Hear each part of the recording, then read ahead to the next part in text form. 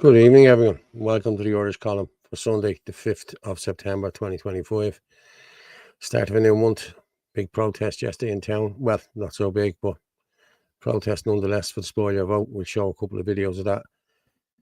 We'll also be talking. Barbie Cardassian is back on the loose and in Dublin, and the lads were giving her a bit of stick yesterday about it. But yeah, we have a lot of stuff to talk about tonight. I have to say, Vincent Carroll talked about it yesterday as well, about the spoiler vote. We will go on about that. And I have a video of my good friend Ferg, who was across the pond, the across the pond thing with Atwood, that chap Atwood.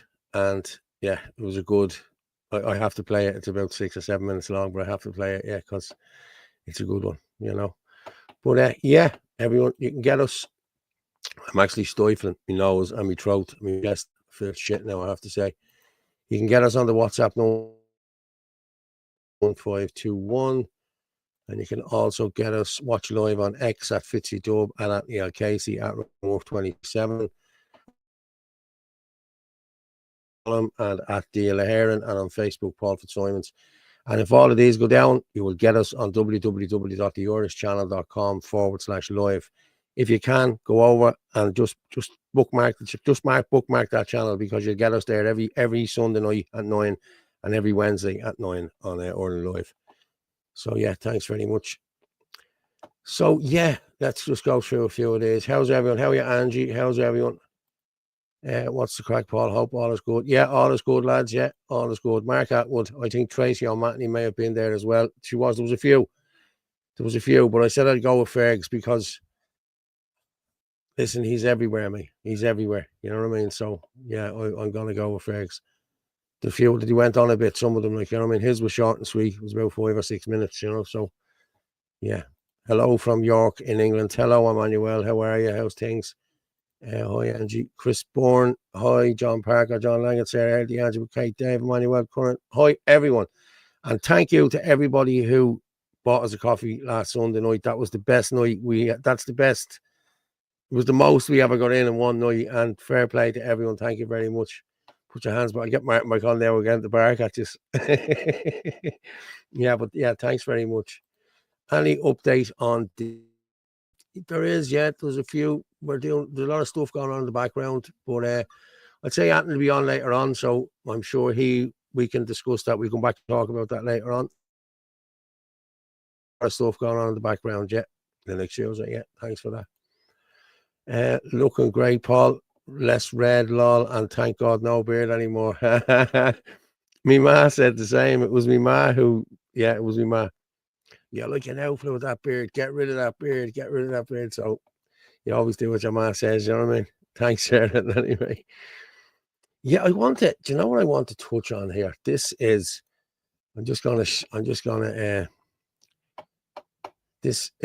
a tweet from Joe Duffy from Marcus De Bruyne. Bring the lovely Orla up there now. Are you? Good evening, Orla. How are you? Oh, we have our hair down tonight, have we? Ooh. No, I've just had a shower, so. So how are you? Good, yeah. All good, yeah. And Sarah, stop with the compliments. Like, do you know what I mean? He doesn't need any more. Listen, I do look better without the beard. I don't. Yeah, no, you do. Vote, yeah, spoil your vote. Well, I'm going to spoil my vote. I'm not going to listen. You do what you want to do, but I'm spoiling my vote. You know what I mean? Yeah, and I'm putting Maria Steen on mine. I'm putting Maria Steen on mine. I don't care. You know, people are saying to me, "Oh, but she's this and she's that. She's not for equal rights with the gay marriage." And like, let's be honest about it. If everyone was to live by the Catholic way, there'd be no gay marriages. Exactly. You know, let's be honest about it. Like, so you are flying in God's face here. A lot of people are. You know what I mean? Saying this, that, and the other about this, that, and the other. You know what I mean? If you're a Catholic and you're a practicing Catholic, well, then that shouldn't enter into your head at all. You know what I mean? You shouldn't be worried about shit like that. You know what I mean? Because it's blasphemy according to the church.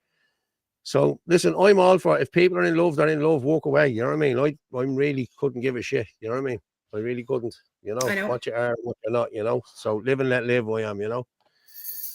Fine size sitting room. I wish. I tell you, I'd be asleep on that sofa now if that was my sitting room. Evening all. Look younger without the beard. Thank you, Angie. Fair play to you. I think someone was trying to make me look older than what I was. Yeah. Yeah. Hey, Chris, how are you? Yeah, you're the boss. How are you, Chris? Sarah Harty, ha. Paul Nolan, prisoner of war. Yes, and I tell you, he's doing. Listen, Paul's a good one. I like Paul. I have a great time with Paul now, I'm being honest with you. He said he was going to come on Wednesday night show, but he didn't come on. But if you're listening, Paul, send in a text there, mate, to I'll put it up there now. Send it into the show there, into 089 203 1521, and I will send you. I'll send you on the link to come on if you want, just to have a chat about what went on yesterday and everything else. There was a march in town yesterday, and we'll talk about that in a while. But I want to talk about this. Okay. This is Dr. Marcus De Bruyne, right? De Bruyne, yes. And De Bruyne, yeah, De Bruyne, tomato. So this is, I don't know whether you can see it there or not. RTE's Joe Duffy lands a nice job with Pfizer just weeks after he retires from RTE. Pfizer's bid to introduce a new and entirely unnecessary RSV vaccine for over 65s at a cost of 146 million off of the deal. The media don't ask questions because Pfizer pay for the research and the advertising. New research exposes low awareness of RSV risks among older people. Pfizer Ireland. So there you go. There's Joe. Good old Joe sitting outside. Look, well into the future. Look at him. Oh, what's that there to the side? Can you see there to the side? Is that bags of money? Money, yeah, that's it. That's what it is. The bags of money are there. Yeah, that's exactly what it is. This is why none of them spoke out during COVID, because they knew they were getting these cushy jobs. I'm telling you now. Look at Luke O'Neill. Yeah. With his shares. So there you go. And here we go. New research exposes low awareness of RSV risks among older people. No, not happening, lads. Look at these two. Smiley. Good old Joe. Yeah. I know. RSV poses greater. RSV program recommended to adults 56 plus. So I am in that bracket. So I'm going to get my RSV shit. I am. So on 17th September 2025, a new study has found that awareness of respiratory RSV is very low, the virus being a major cause of hospitalizations each winter. The findings highlight a lack of public health awareness among older adults and their carers, despite being a cohort who risk of serious illness of RSV. Respiratory virus that, despite being very common, can cause severe complications in adults over the age of 65. These complications can include pneumonia and worsening of underlying conditions of COPD and heart disease. This is all being pushed out now because vaccines are causing COPD and heart disease, and they're causing people to get pneumonia because your immune system is shot. That's the problem here. And this is what they're doing. They're normalizing this now. This is makes me sick, I swear to God. And these people need to be held accountable for this. Joe Duffy's, Ciara Kelly, Luke O'Neill, the whole lot of them. You know what I mean? Ryan Donnelly, yeah, the whole lot of them. Every one of them. Not just the media, everyone. Dahl, the whole lot. Telling you. I won't read any more of that, but you can see. Paul, if you're getting the RSV shot, you don't need to worry about pneumonia because there's a pneumonia shot as well. Then you're going to have to get the flu shot and you're going to have to get the COVID shot as well. And then I'm sure there's probably another couple you get at the same time. So if you're in, you get them all. And then they'll give you a little loyalty card when you're finished. There you go. Smiley Joe. Good man, Joe. How much did you sell your soul for, you dirty bastard, you? Scumbags. All the red. Hi, John Malloy. Good evening, Paula. Good evening, Mark. How are you, buddy? How about you talk about people behind the vax? People behind the vax. Okay. Yeah. Who do you mean by that? Who do you mean by that? Behind the vax? Well, it's eugenics. We know it's eugenics. You know what I mean? This is to depopulate the world. No, that's not a conspiracy theory anymore because girls can't have kids anymore. Their ovaries, their eggs are shot, and this has been proven in the States already. So it's not. But it's affecting men as well. Anymore. Remember, it's not just women. Yeah. And also, if men have sex with a vaccinated woman, their tadpoles go blah, they go the opposite way. That's what happens. Yeah, I'll tell you also, fair play to Sheila yesterday. She made a speech at the GPO yesterday. She did, yeah. I'll pull that down as well. Very good. Yeah, she was very good. She was. Good man, Fergus. Yeah. Making room for the newcomers. Yes, exactly. We will never forget or forgive. Yeah, you're right. I won't either. Yeah, all same coins. They look guilty too. Yeah. How are you faring? How's things, brother? You all right? How are you? Jesus, lads, we're up to 500 there. Right. I forgot to put up the banner. Fair play to everyone. Keep sharing, like, share, subscribe to the YouTube channel if you can. We're at 176. We need to go up a bit, up to. I think we need to go up to 500 in order for us to. I think they'll pay me for the videos. Then I think I did look into it. People were saying it to me last week about doing this, that, and the other, and I did look into it. And I need to have 500 subscribers. So out of there's 500 here now. If you could just go on and subscribe, and that would be cool, because that would be another way we could be monetized. And I am going to do merch, Irish Column merch. You're going to have a hoodie, you're going to have a t-shirt, you're going to have a baseball cap, okay, and you're going to have a mug. So yeah, watch this space. It was just somebody said it to me. You know what I mean, Paul? You should do merch. You know what I mean, people. So somebody already said they take a few off me. So yeah, I thought, okay, I'll look into this, and I have looked into it. So. Yeah. So watch this space. You can get hold on there now. Where are we? Sorry, yeah, you can get us on. Sorry, yeah. Where are we here? Sorry, there we go again. The YouTube channel at Irish Column. That's where you go, at Irish Column. So if the 500 that's in here now can shoot over there now, or can go in there later on and subscribe, that would be much appreciated. Thank you very much. And again, as I said, we got the best Buy Me a Coffee week last week. I tell you, I couldn't believe it. It was amazing. Really? Is that the one you told me about? Oh, that's the one I told you about. Yeah. And it was amazing. We just said, we don't make any money from the show. So yeah. And I'm not working at the minute. You know what I mean? So this, like, I was paying for this on my social welfare. You know what I mean? You were throwing 20 quid. You know, people were throwing a few quid each week. You know what I mean? If we hadn't got it, you know what I mean? It was great. But last week done this month. And that'll be paid in the morning, so which is brilliant. So it's great when that happens. You know what I mean? That you're not worrying about it, like, you know what I mean? I know. But okay, we'll move on to a video. Let me just pull up this stuff here. I'll tell you what I'm gonna go with. I'm just gonna go with yesterday.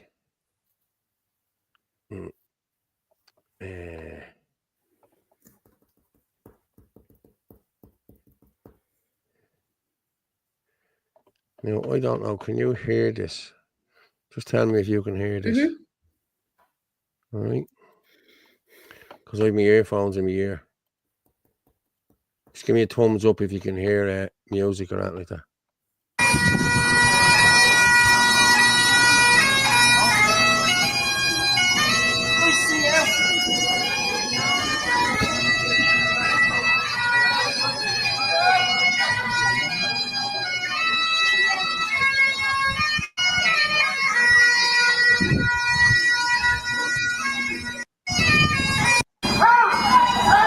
Next year, I'm only on I just want to be careful. Say two people. That's outside the motor. Surprise.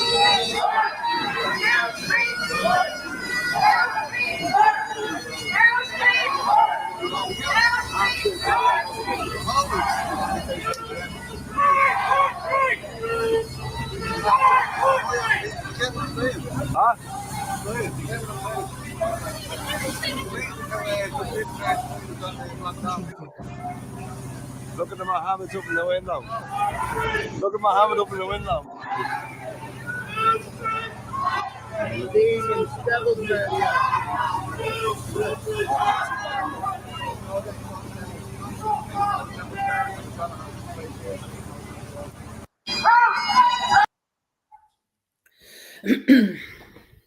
Now, that was yesterday. That was the spoil your vote.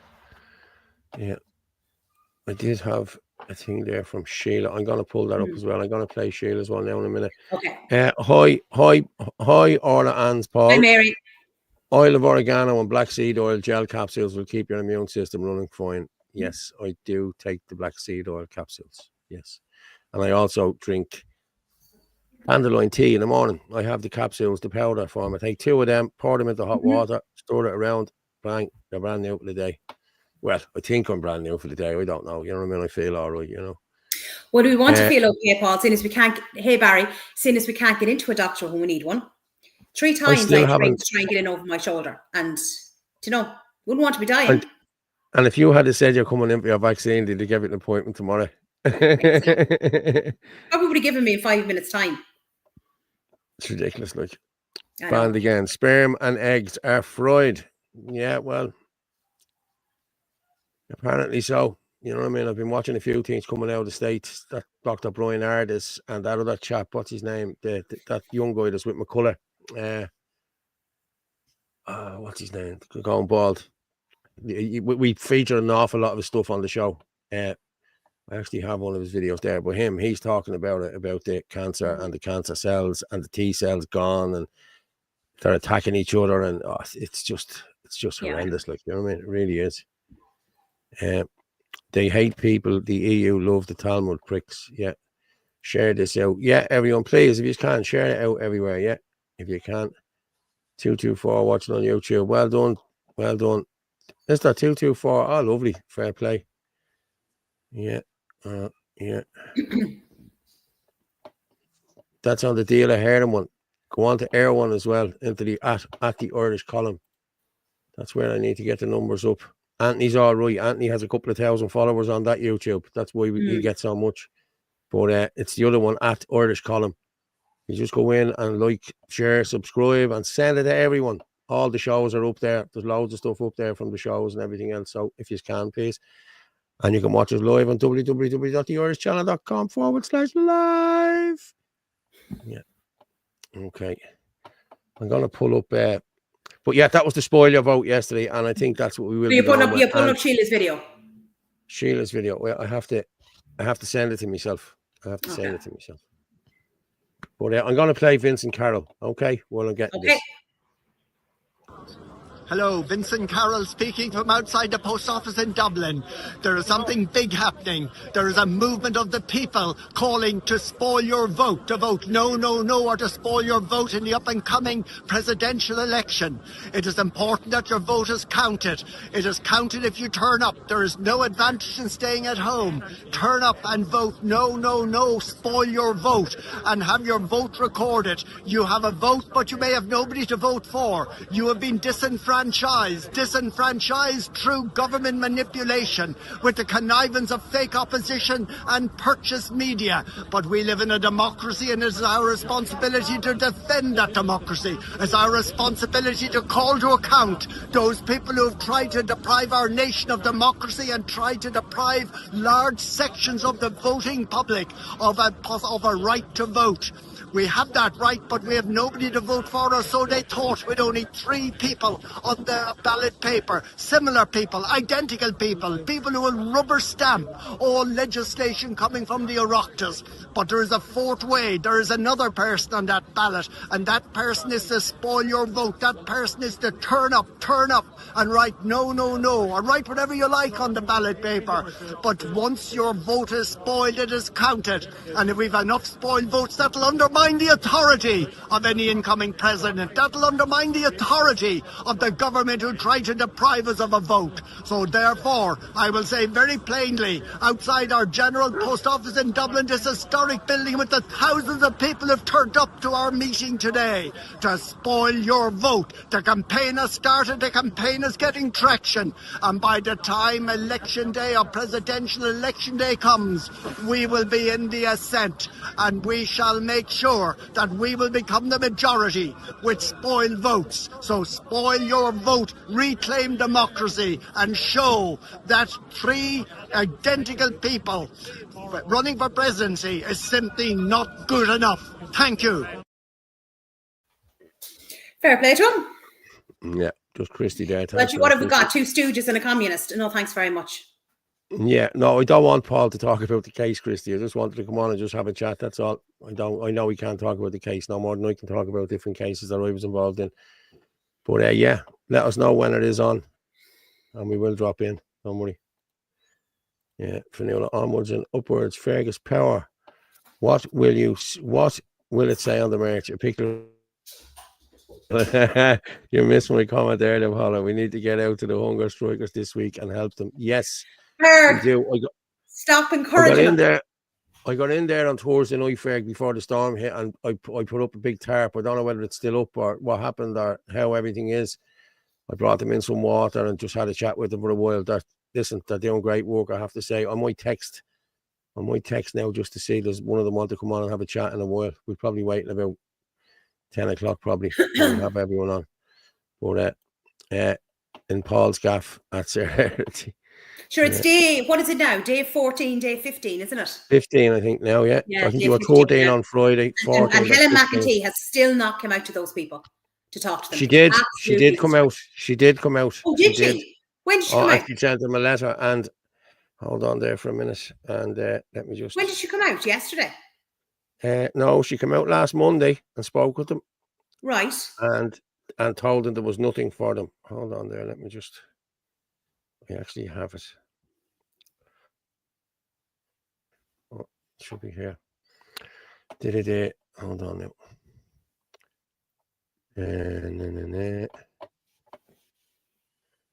What day was I in there? I was in there Thursday. So what day was Thursday? Thursday was the 2nd. Okay, so the 2nd. Let me just have a look.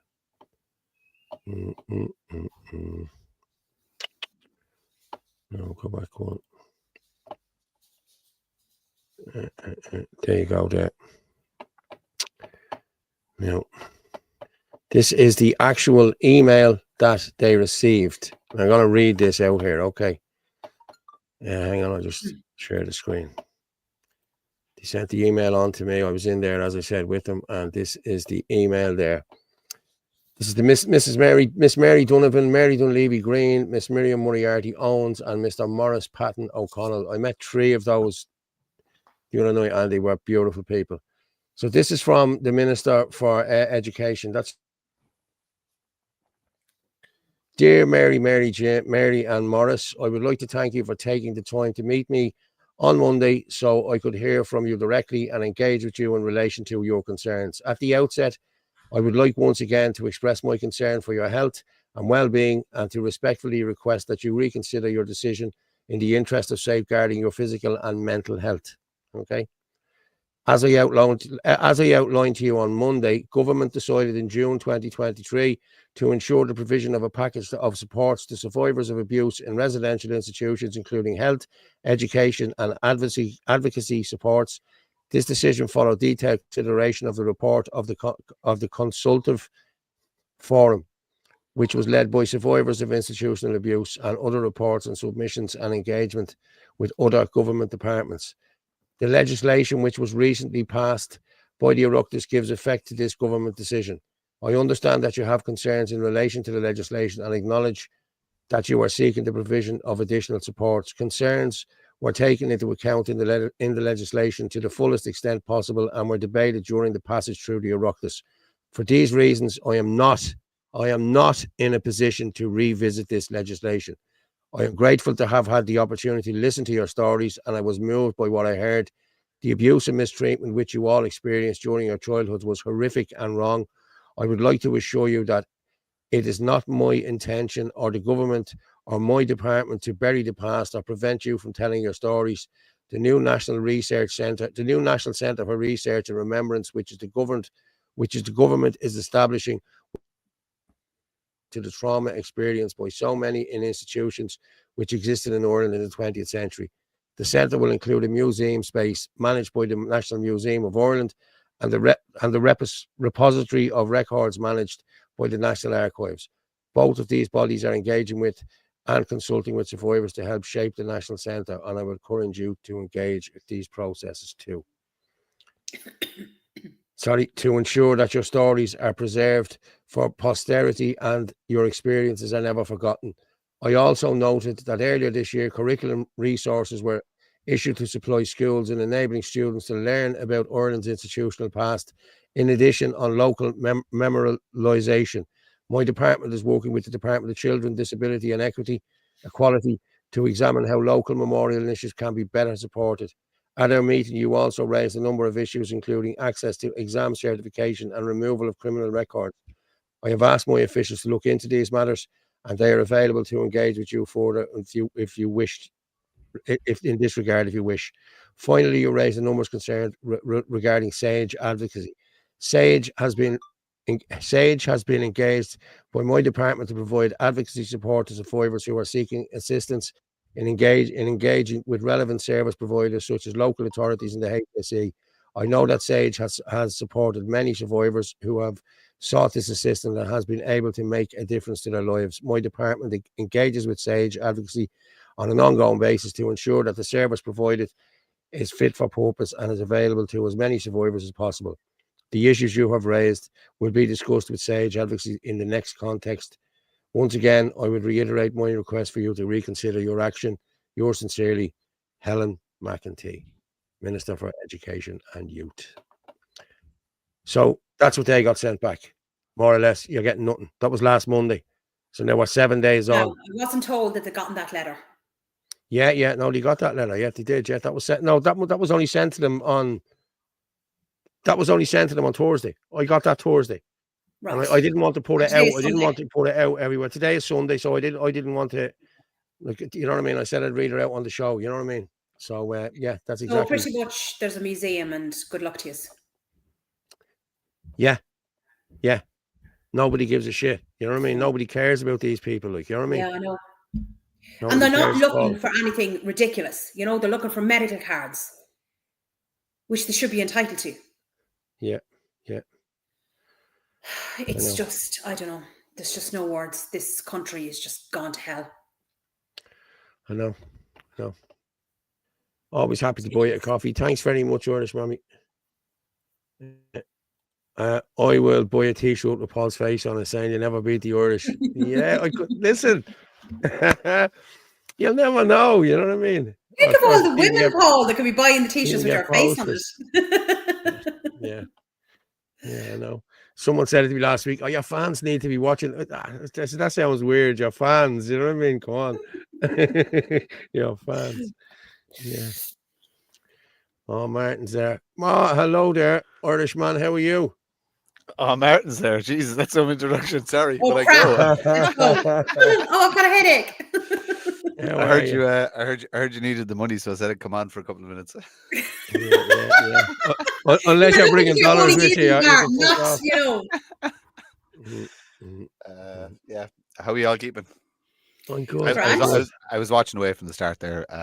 It's very good. I just wanted to jump in on the survivors issue, and it needs to be noted that the country is giving literally billions away to people trafficking centers, etc., and the people the state hurt, like a medical card, social welfare, access to counselling, free counselling, access to supports. Yeah, that's it. That's all you have to do. Yet they can give billions away to people coming into the country, and also what they're putting out of the country as well. And the state look what they're giving over to Ukraine and all that as well. The state hurt these people. The state is responsible, and it's a small number of people. It's not. This is the killer. It's not even a huge amount of money in the grand scheme of things. No, it's not. It shows you how spiteful this government is. I know. And previous governments. This has been going on for 30 years. They're spiteful, resentful people that will not just accept responsibility. If you stand for public office, you represent the state. The state hurt these people. It's absolutely disgusting. And Ferg is right. These people need some more support and some more media attention. So reach out to the big accounts. Reach out to the Michael McCarthy's and all the big accounts, and ask them to cover the story and give them some airtime so they can tell their story. Well, I've put it up a few times on my Facebook page, and I tagged Gript, I tagged The Liberal, and I said it to a few other people. I actually sent it on to Gavin. Has Gavin been out?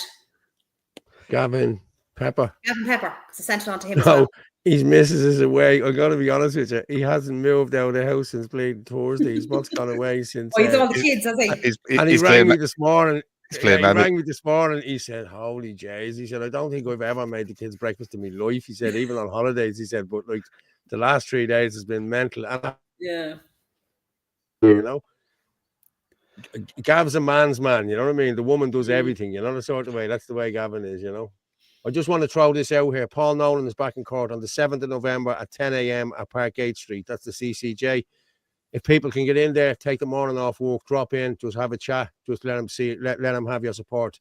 If we can get in, I will get in the 7th. It's a bit away, so He's still working though. He hasn't missed a beat. Literally everything that's going on. He's still out in the streets, firing out that information, firing out those videos. They caught Barbie yesterday. Did you see them catching Barbie? Ah, stop! Jesus Christ! Yeah. That's just it's pantomime. It's just like we're not living in the real world at all when that's walking around, and the media went and covered it like. And just, what is he still doing here? Why is he in this country? Orla, she. He's a man. You're right, Orla. You're right. Simple as that. No ifs, ands, or buts. Orla, you do realize as soon as Paul and me get lifted that we're changing our gender straight away. Oh, I'm going into the women. Come in and tell you, there's women in that women's part of the league is bigger than men. You know what I mean? No, you're all right. I'll stay as I am. I'll take my chances over an A wing or D wing or whatever the bleeding hell it is. I'd be glad. I'd be fine. Revolut sent for the show, Paula. Thank you, Mark. Fair play to you, mate. Mark. Thank you very much. I love that. Whoever came up with Paula, you deserve a Mark. Massive round of applause. That's absolutely brilliant. Well, did you see the bit with Paul's idea for the merch and then Ferg's idea of what you put in it? Listen, I'll pay for those cups myself. I will fund those cups that Paul cannot get it up. The Irish no problem. I will pay for every single one of them, Ferg. Yeah, that'll be my contribution. No. Yeah, come on, it'd be brilliant. It's the same as roll it there, Roisin, or roll it there, whatever. It's like roll it there, Colette. Yeah, you'll be dragged off for saying that. Yeah, you will. You'll be dragged off for saying that. Or that was a terrible thing to say. That'd make a great T-shirt as well. Yeah. Paul's head. Can you not get it up? Can you not get it up? Leave me alone. No. Well, I think it's 2 years on Saturday, so you better behave. Listen, stay away from me on Saturday. Oh yeah. Yeah, just stay well away from me. We can't stay well away. How can we stay well away? Ixnay and the Upas Day. Yeah, no, just give me a wide berth on Saturday. I'm the only one who makes you look good, Martin. Right? Yeah. I'm the only one who makes you look good. Hair isn't looking bad now today. It's getting very long, but yeah, it's not. Yeah, I had to get my own cut on Friday there. Yeah, you look smashing. You know, there's days like this, I don't feel like being the only woman on the show. I swear to God. I actually have to agree. Yeah, the beard didn't work for you. No, better without it. No, it didn't. I mean, it made you look about 84 rather than 164. Nah, he looks 164. Back to the old Paul. Keep that fresh youth. Now we have it. Yeah. It's for all his lady fans. Yeah. You know, the ones that be jumping over like barriers to get at him. Yeah. Not anymore. Orly, you're getting complimented there, saying your hair is lovely because it's very odd you have it down. Yeah, exactly. That's why. Come on. Yeah. Laurie Roach. Orly, your hair is lovely, looking stunning. There you go.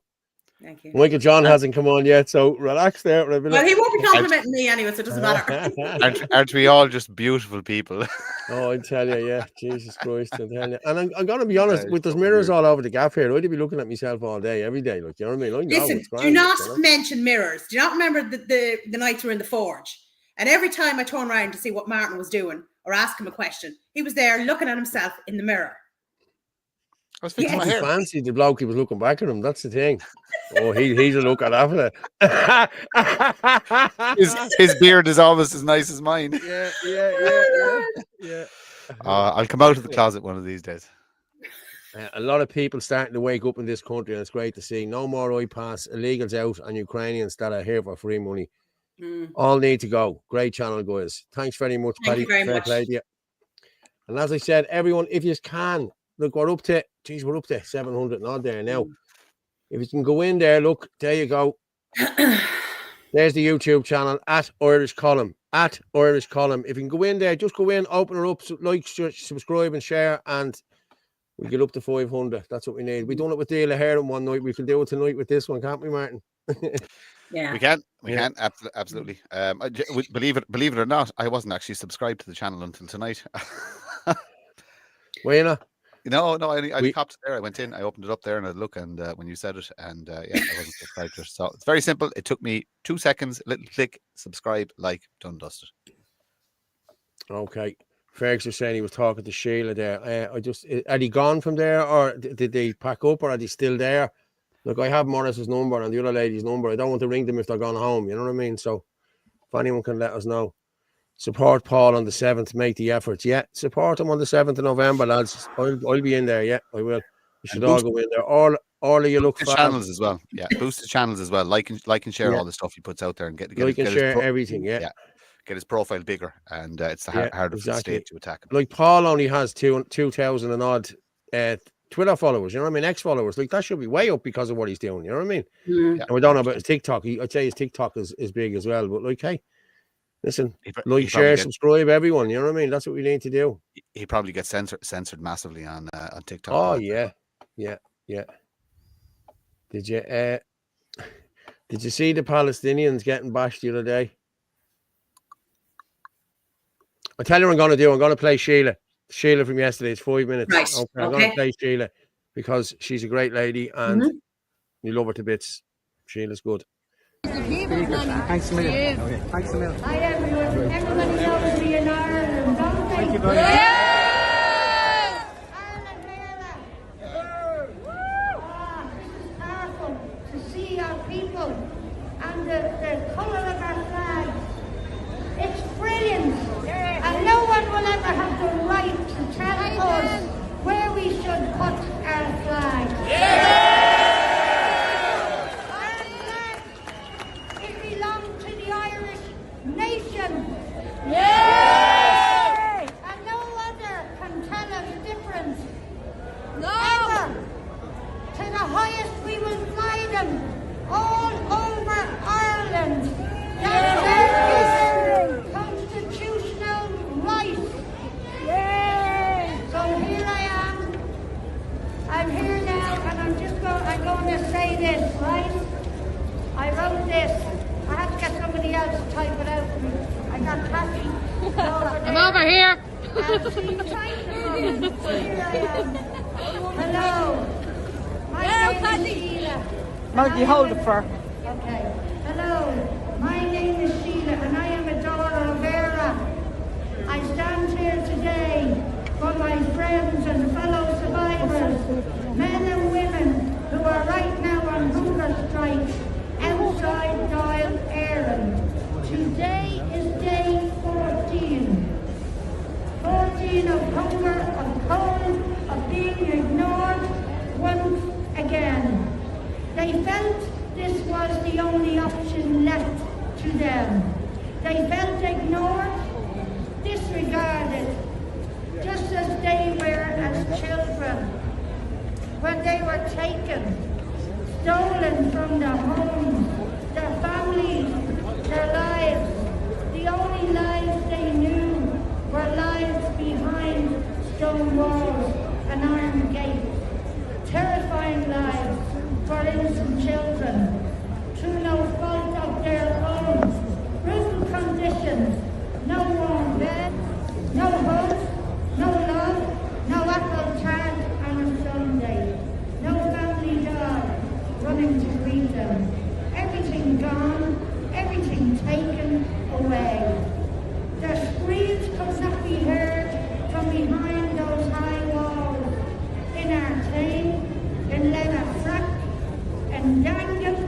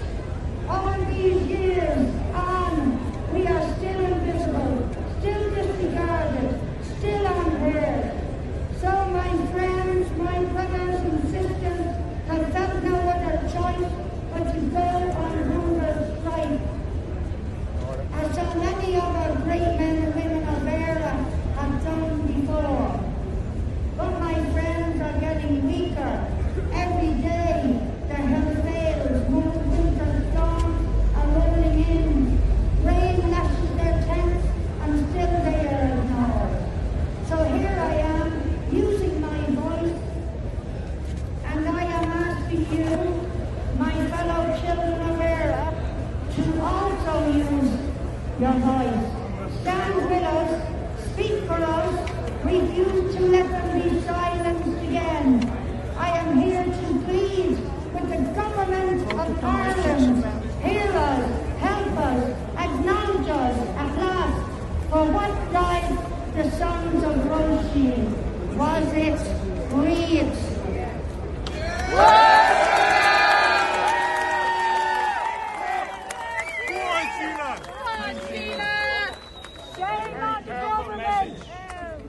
And every one of us should do what we can to help those people over there. Go over during the week, bring them over tea bags and sugar, and just be with them in solidarity.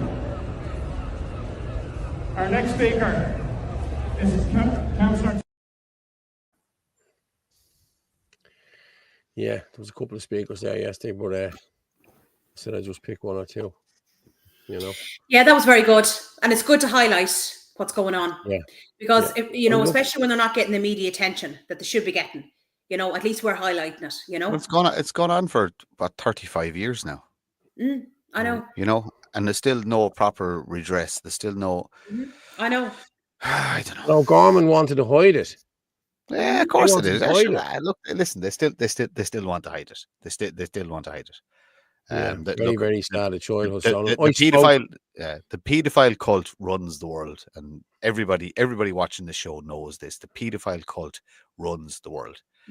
So every opportunity we get to push back against them and out them and put pressure on them, we have to support.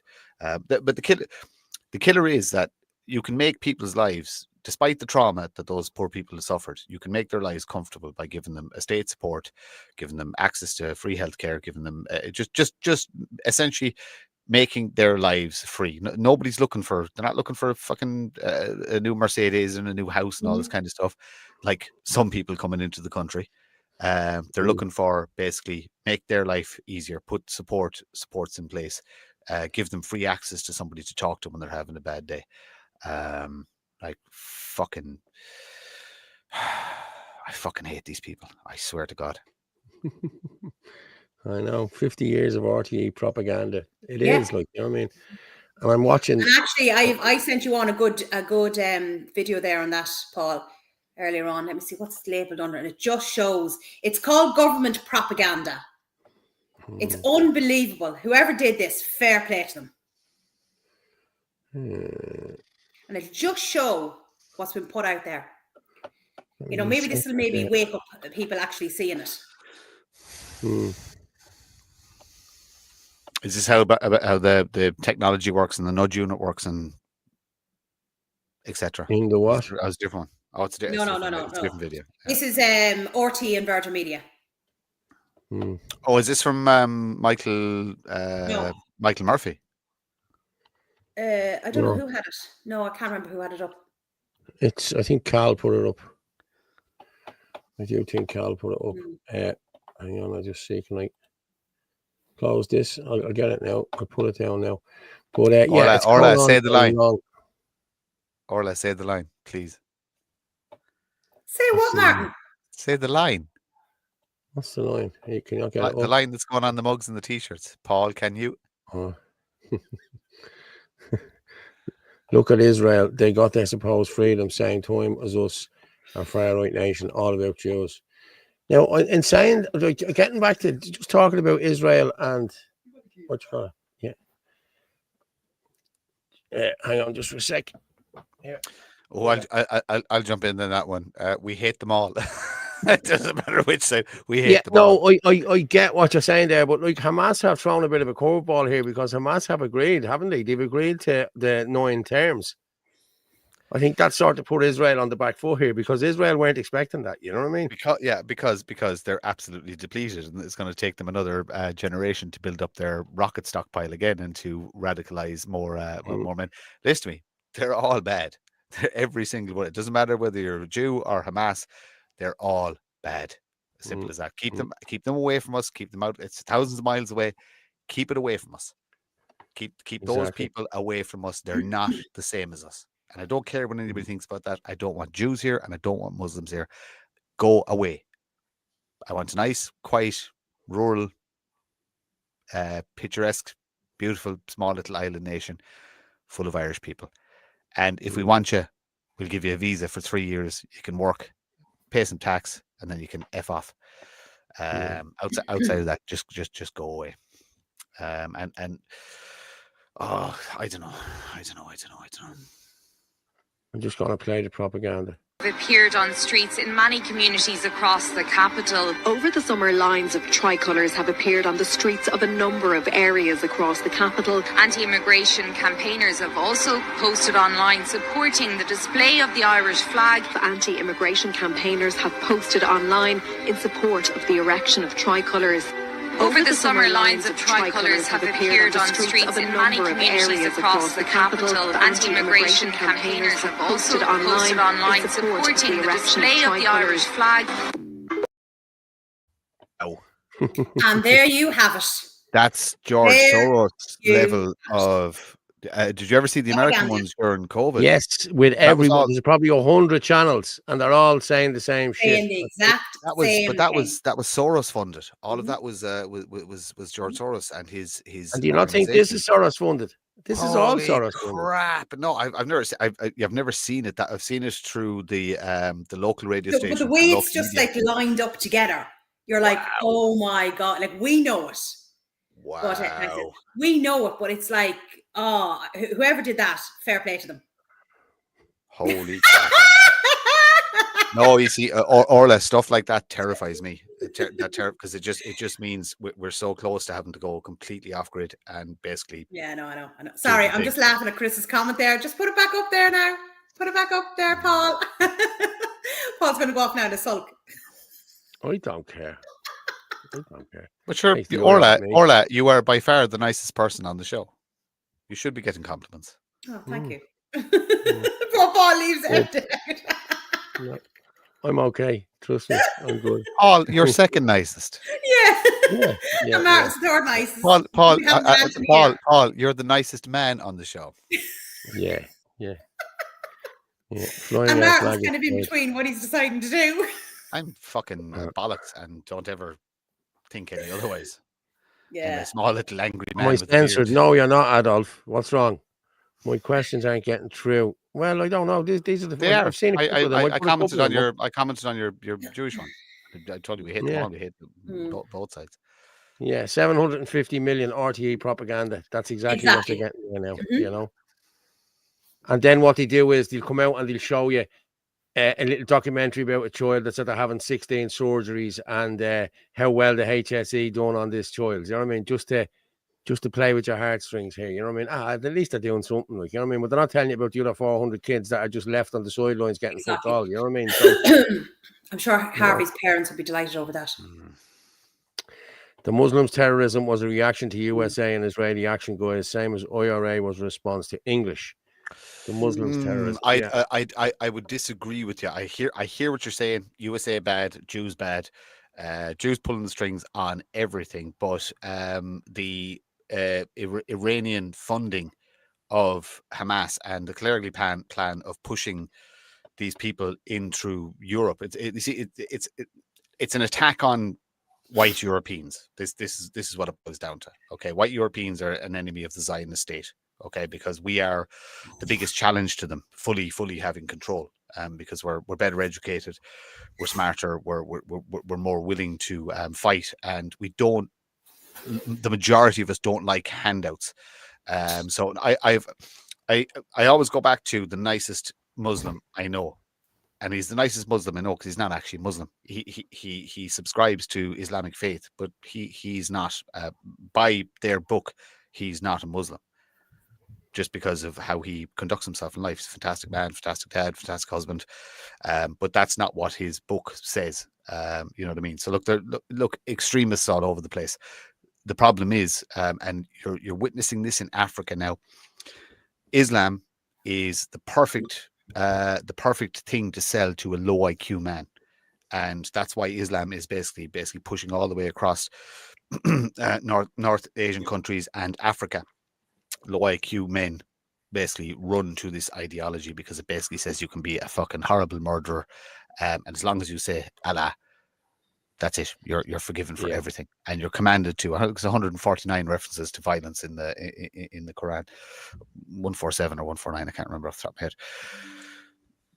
they're all enemies. We just need to have a nice little nation of Irish people, small little island, good agriculture, good fisheries. Leave us alone. Tourists come in, But we spend had your that. money, prop up. We already had we that. had everything. We had everything. We had the most, as you can get, probably one of the most perfect societies. High trust, low crime. It was a fantastic society, and we're not looking back through rose-tinted glasses. Imperfect, yes, of course it was. There was terrible things going on in the background. There was always corruption, and there was always drugs, and there was always this, that, and the other. But it was actually very, very small, and it was pretty much controlled.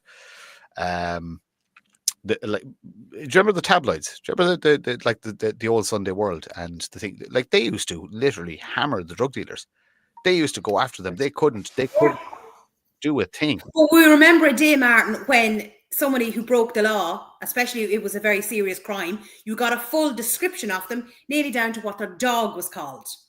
And now there's zero, because I actually have a video of Michael McCarthy over that, because of the incident that happened the other day with the stabbing in Dublin. Not looking at the last thing. Did you cover the story in Listowel? No. What in Listowel? We did the other day. The abduction in Listowel. No, I'm saying, had you covered it? I actually met that guy. He was in the business I work in just before he opened the shop. You'd swear butter wouldn't melt in his mouth. You serious? Very deceptive. There is a whole crew of them down there. There's a whole crew of them down there cruising around at 3 o'clock in the morning looking for drunk fucking women. Like, oh fuck me. We're in big trouble. We're in big when I was growing up, it was the media is not highlighting stuff, so a lot of people don't know what's going on. Unless in fairness, I'll tell you a good one. The guards tried to persuade the judge not to release his identity and not to release his address, and the judge said, "Okay, I won't release his address, but I am releasing his identity." Why are the guards trying to protect these people? Yeah. I don't know. Like he was never released from custody, so nothing was going to happen to him. Everybody knows locally where his business is. Everybody knows that it's one of those front businesses. It's scamming the state, getting the 60,000 euros over the 3 years tax free, for a mobile phone shop business. But like, why would the guards actively ask the judge publicly to not release his name? What's the thinking behind that? Like, can't get my head around it. No. Yeah. You know.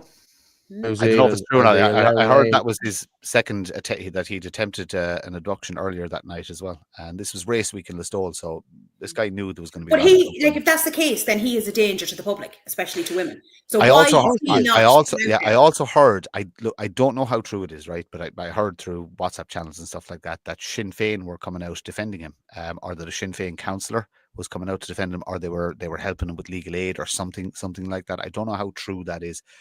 But it was definitely circulating on WhatsApp channels. There's Joshy Peel there. I live in Kerry, and there's a lot of that thing in Listowel, Tralee and Killarney also, Martin. Yeah, no, look, I'm down that neck of the woods. I've seen Killarney, I've seen Tralee. It's happening all around the country. Like, it's everywhere. Yeah. All these little towns and villages and lovely little places that used to be lovely little places are now kips. Yeah. Did you see the Did you see the junior infants, the first day at school pictures? Oh, in Kerry, yes. No, everywhere. Like it started a trend. Yeah. I saw the ones in Kerry, all right, where a load of them were all foreign. Yes, they're everywhere. It's all over the country, over the country. Should I know kids that have to travel now to go to schools because they couldn't get into the schools in their area because of.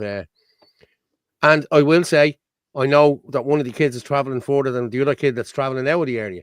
You know what I mean? So. How did they be some sort of listen? I hate to say it, but there must be some sort of incentive here for them to get them in there. You know what I mean? I don't know. You know what I mean? But probably. Yeah, the schools are all under pressure because they can't get their budget. So if there's extra money coming with a student, it's the same as the colleges do. They'll take whoever's.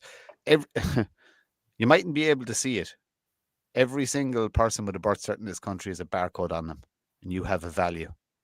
Right, and your value currently based on your ethnicity as an Irish man or woman is currently less than those who are not of an Irish ethnicity. And this is a reality. I'm looking into this stuff. Lads, we have no idea. We are literally cattle. That's all we are. We were tagged when we were born, and we are cattle. You know? Black man from London, I'd love to opinions. Yeah. I'd love to walk away, share them, throw them in the comments there, and I'll put them up if you want. I don't want to be bringing people on without knowing who they are. You know what I mean? I'm not falling for that one again. Throw it. Keep throwing in the comments. Paul will put them up. We'll put them up. There's no issue with that. It's more than that, Martin. These sick fucks think it's okay to rape children because their pedo prophet said so. Look at all the child abuse cover-ups in Sinn Féin and other parties, doorboards of Sinn Féin had fucking pedos left, right. They still do. Yeah. They still do. Yeah. Like fucking that party. When they all got found out in the church, you have to remember, pedophiles didn't stop existing. There's probably 5% of the population that has those tendencies. Nurture, nature, wired wrong, whatever. I don't care. Sick, not acceptable in society. Probably about 5% of the population. They hid in positions of power. They got found out in the church. Where did they go? Politics, media, and the trans movement. That is where they are hiding now. That's where they all are. Every single one of them. They're in politics, they're in media, and they're in the trans movement. Yeah. Paul, do you want to play Michael McCarthy's video? I want to play first. I want to play, what's his name? Peter Dooley. Someone just posted up there about the stabbings in Harold's Cross. But Peter, yeah, this is to do with that. Is it? Well, I'll play Peter first, and then we'll give me a thumbs up if you have sound. Okay.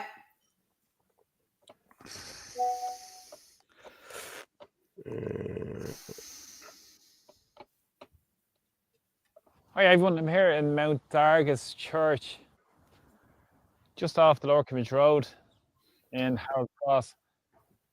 And yesterday, there was an horrific mass stabbing that took place on the Lower Kimmage Road, where a man in his late 20s, understood to be a foreign national and has been arrested, went on a rampage, randomly attacking people. A male jogger was attacked. A woman with a pram, I understand, also were attacked. And also there was an elderly woman who's in her early 70s, who is a great volunteer around the local community, was stabbed and hospitalized. Absolutely despicable, disgraceful. And again, the political establishment will bury their heads in the sand, and much of the opposition also will bury their heads in the sand around what's taken place just about 2.5-3 miles from Dublin City. Now, thankfully, a brother in the monastery here came to the aid of the lady and prevented a more serious event taking place yesterday. And it does really bear thinking about. But of course, there's been next to no reporting about this on the media. Absolutely just astounding that they haven't even reported on this. It was yesterday afternoon around 4 o'clock, and a number of emergency vehicles came down, Gardaí came down as well.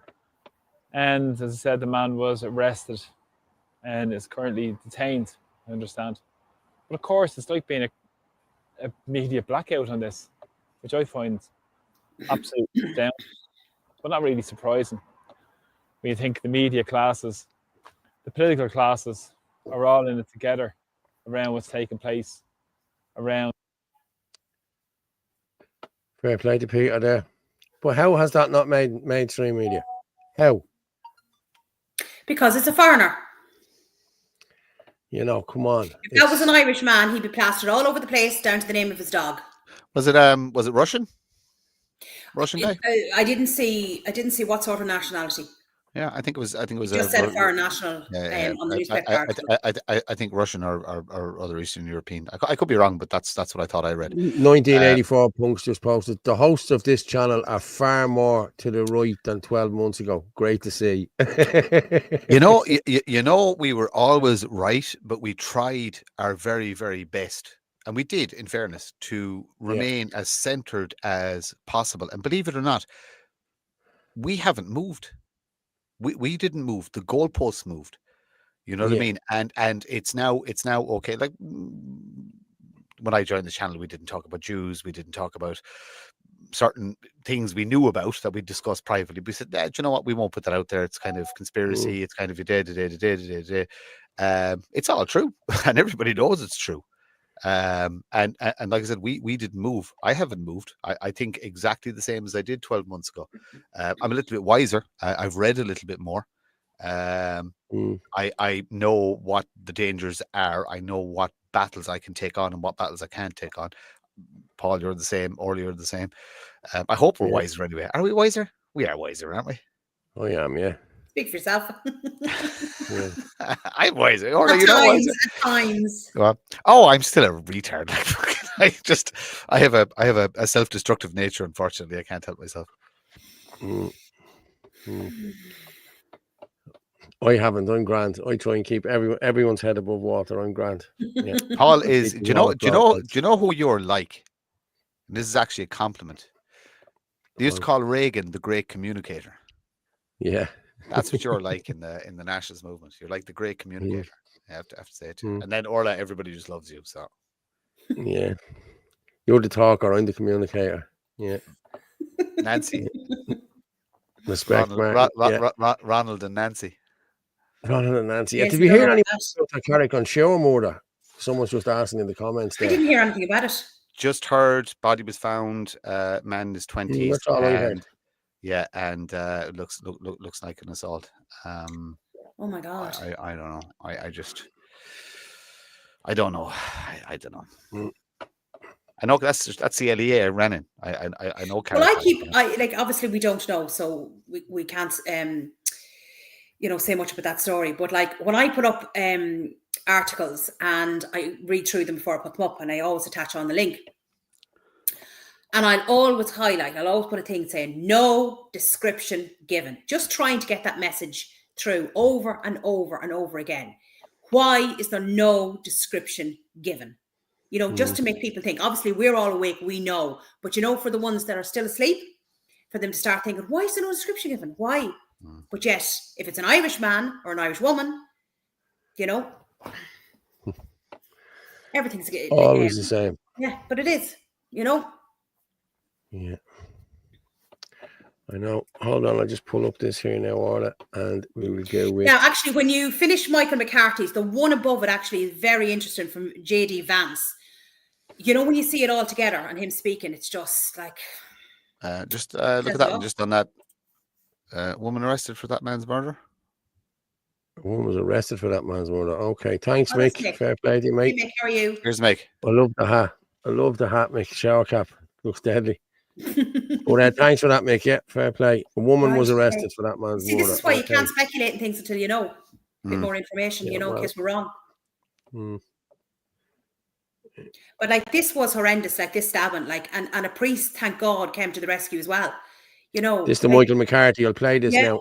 But it's again, a shocking incident up in Dublin. A migrant wielding a sharp implement launched a terrifying attack, injuring a 73-year-old woman, a mother pushing a pram, and a heroic 88-year-old priest who intervened to save the two women and the child, possibly preventing a much worse tragedy. The suspect, a foreign national, was apprehended by the Gardaí. Here's what it says. Yet the mainstream media, RTE, News Talk, and the Irish Independent have buried this story in silence. The attack unfolded around 4 p.m. with the migrant targeting innocent lives in a brazen display of violence. And why haven't we heard of this incident in Ireland? Why are attacks like this almost hidden. This comes a few days after this. Migrant in custody as Gardaí continue to investigate late night abduction of young woman from Side of Road in County Kerry. A few days before, a migrant found stabbing people up in Dublin. Another migrant was down in Kerry trying to abduct a young woman. This is happening in Ireland, and it's not Irish people committing the crimes.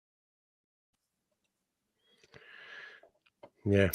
There you go. He summarizes it all as per usual. He's just brilliant. Like, I could just watch his videos all day. Yeah.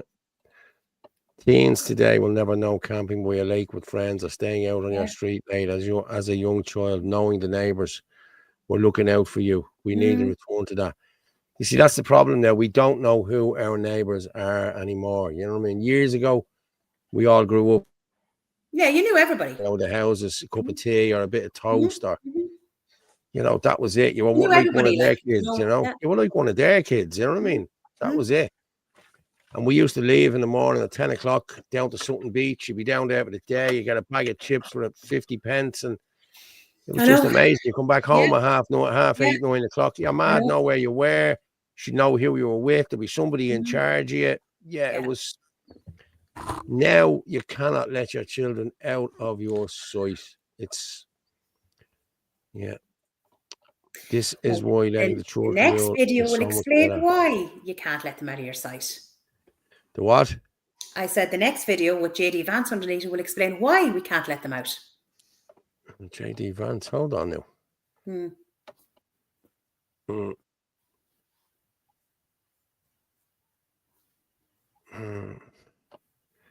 No, I see JD Vance speaking about Europe. Nothing is more urgent than mass immigration. Yeah, one above it.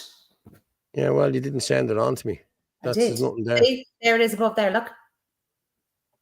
What? That's it. That's the video. Hold on, let me see. Show me.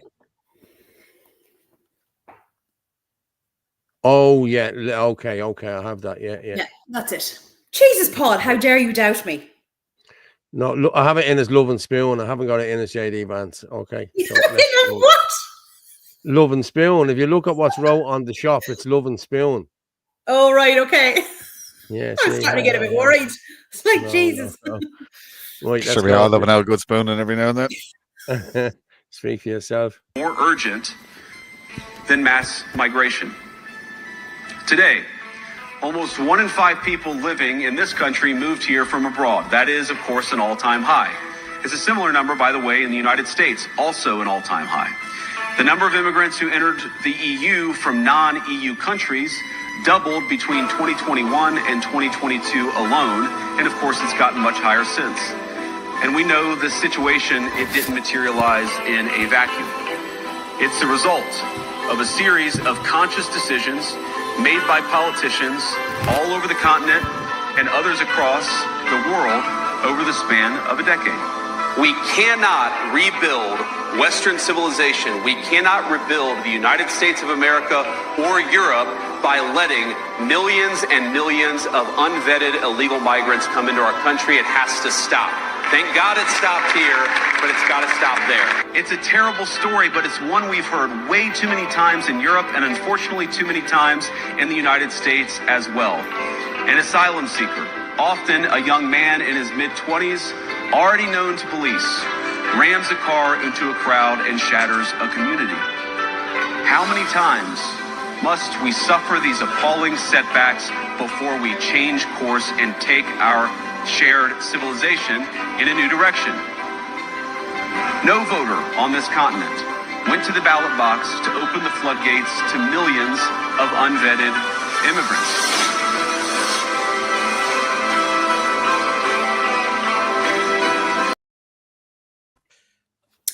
I'm sorry, I'm just checking there. Sorry, I'm looking for the women and children. Anyone spot any? No, you're never going to get women and children.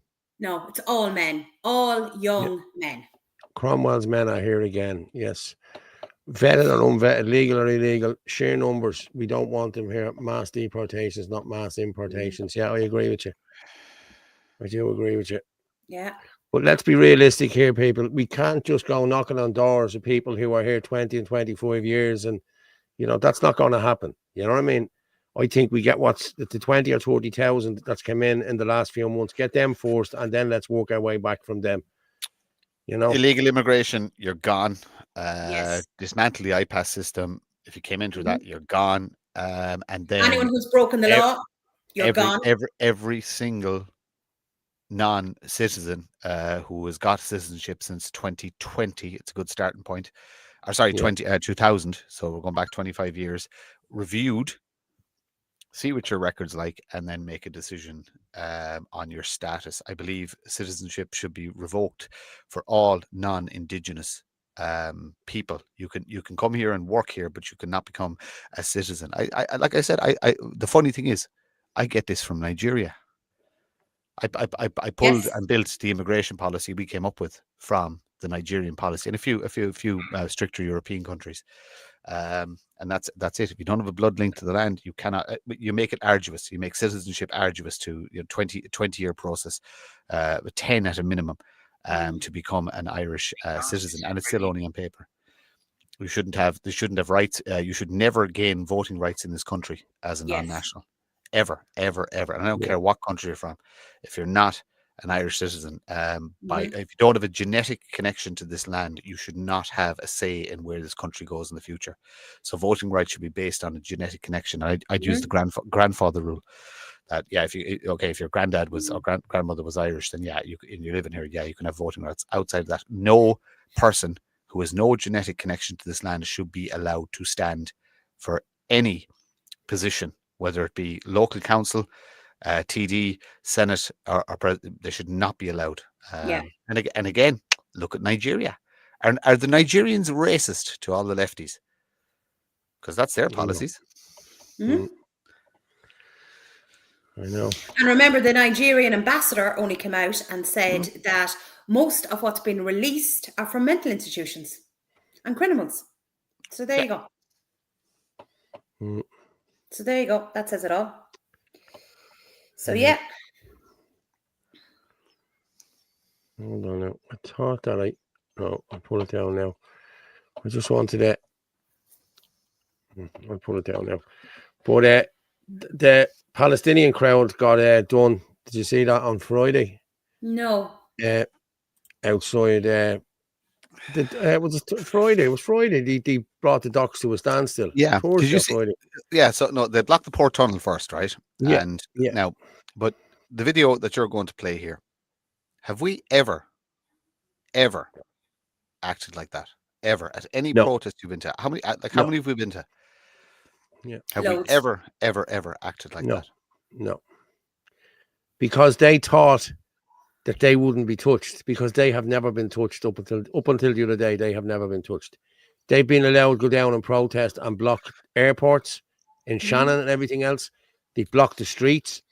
They blocked the bridge here 2 weeks ago in O'Connell Bridge. Blocked it. We sat on that bridge 2 years ago, not September last year. We sat on that bridge, and Leroy got arrested. There was I think it was 9 people arrested, lifted off the ground. They did Noel as well, didn't they? Was that the same day? Noel's own. They done a few of them. Yeah, a few of them. I said it to the lads. I said, get out of here now. I said, these are waiting for the crowd to disperse, and then they're going to start taking people. And that's exactly what they did. That's exactly what they did. When you played the video, we have never, ever acted like that. Yet, Paul, you were pepper sprayed. Your dad was pepper sprayed. Newtown and Kennedy were pepper sprayed. Nobody ever acted like this.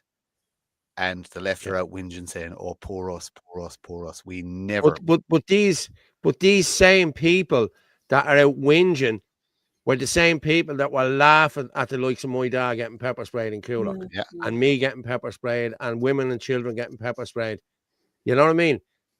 Now, I'm not going to laugh at these people. You know what I mean? Because listen, karma is a motherfucker. You know what I mean? You know, so I'm sorry. Look, free speech for all. Everybody's got the right to protest. I'm just saying that they're not in a position to whinge about being pepper sprayed. We are, because we've never acted like that. We've always been, and we've always been the victim, so to speak. They were the aggressors and deserved everything they got. Hi, Emer. There's only 2 arrests as well, Emer said. Yeah, hi.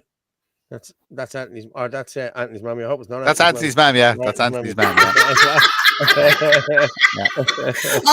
Emer, the secrets are all coming out now. And hi to all the other mummies. And then isn't Fergus Martin? Are they brothers as well? That's definitely Anthony's mum, and there's definitely not a hit out on Anthony's mum at all. Yeah. Okay, I'm gonna just play this one here. This was these from the other day. Okay.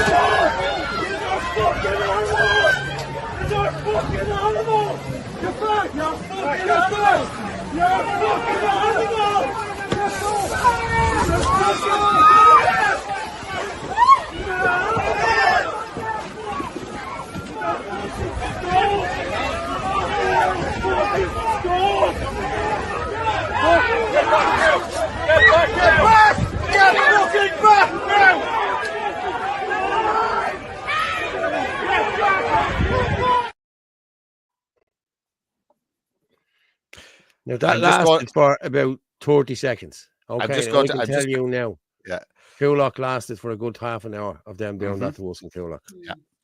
I'm just going to say for the lefties, right? I'm going to speak in rugby terms. If you want an effective maul, you need a much lower body position. Their linking was all wrong. Their arm positioning was all wrong. That looked like a rugby maul. If they got lower, if they actually got lower and bent down, they would have pushed through, no problem. So just take note, left or right, if you're actually want to push through as a group like that, low body position, hinge at the hips, power comes to the legs, bind up together, you'll drive through, no bother. Again, I'm going to say it to you now, people. You don't have to do that at all. All you need to have is 10,000 people standing behind you, and they will not do that. They will not do that. I'm telling you. So they wait until you have no numbers, and that's what they do. Yeah, the lefties aren't. Do you know? Even though we shit on the guards an awful lot, we actually still have respect for law and order. We don't act like that. We peacefully protest, and we. Like even the two times we tried to get to the Dáil when we met the barriers, there was a lot of frustration. There was a lot of frustration, and we did want to rip the barriers down, and but the reality is, that what purpose does it serve? 50 to 100 people getting the shit bit out of them and pepper sprayed and arrested. It serves zero purpose, bar given the media feed. These people play the victim card. Every single person who was pushing there is now going to, they already had the victim card.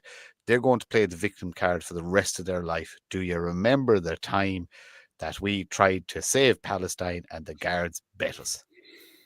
You deserved it. If you push a guard, you're going to get a wallop. It's as simple as that. That's the reality. They're the choices you make. But like I said, lower body position. Just lower body position. You'll drive through, no problem.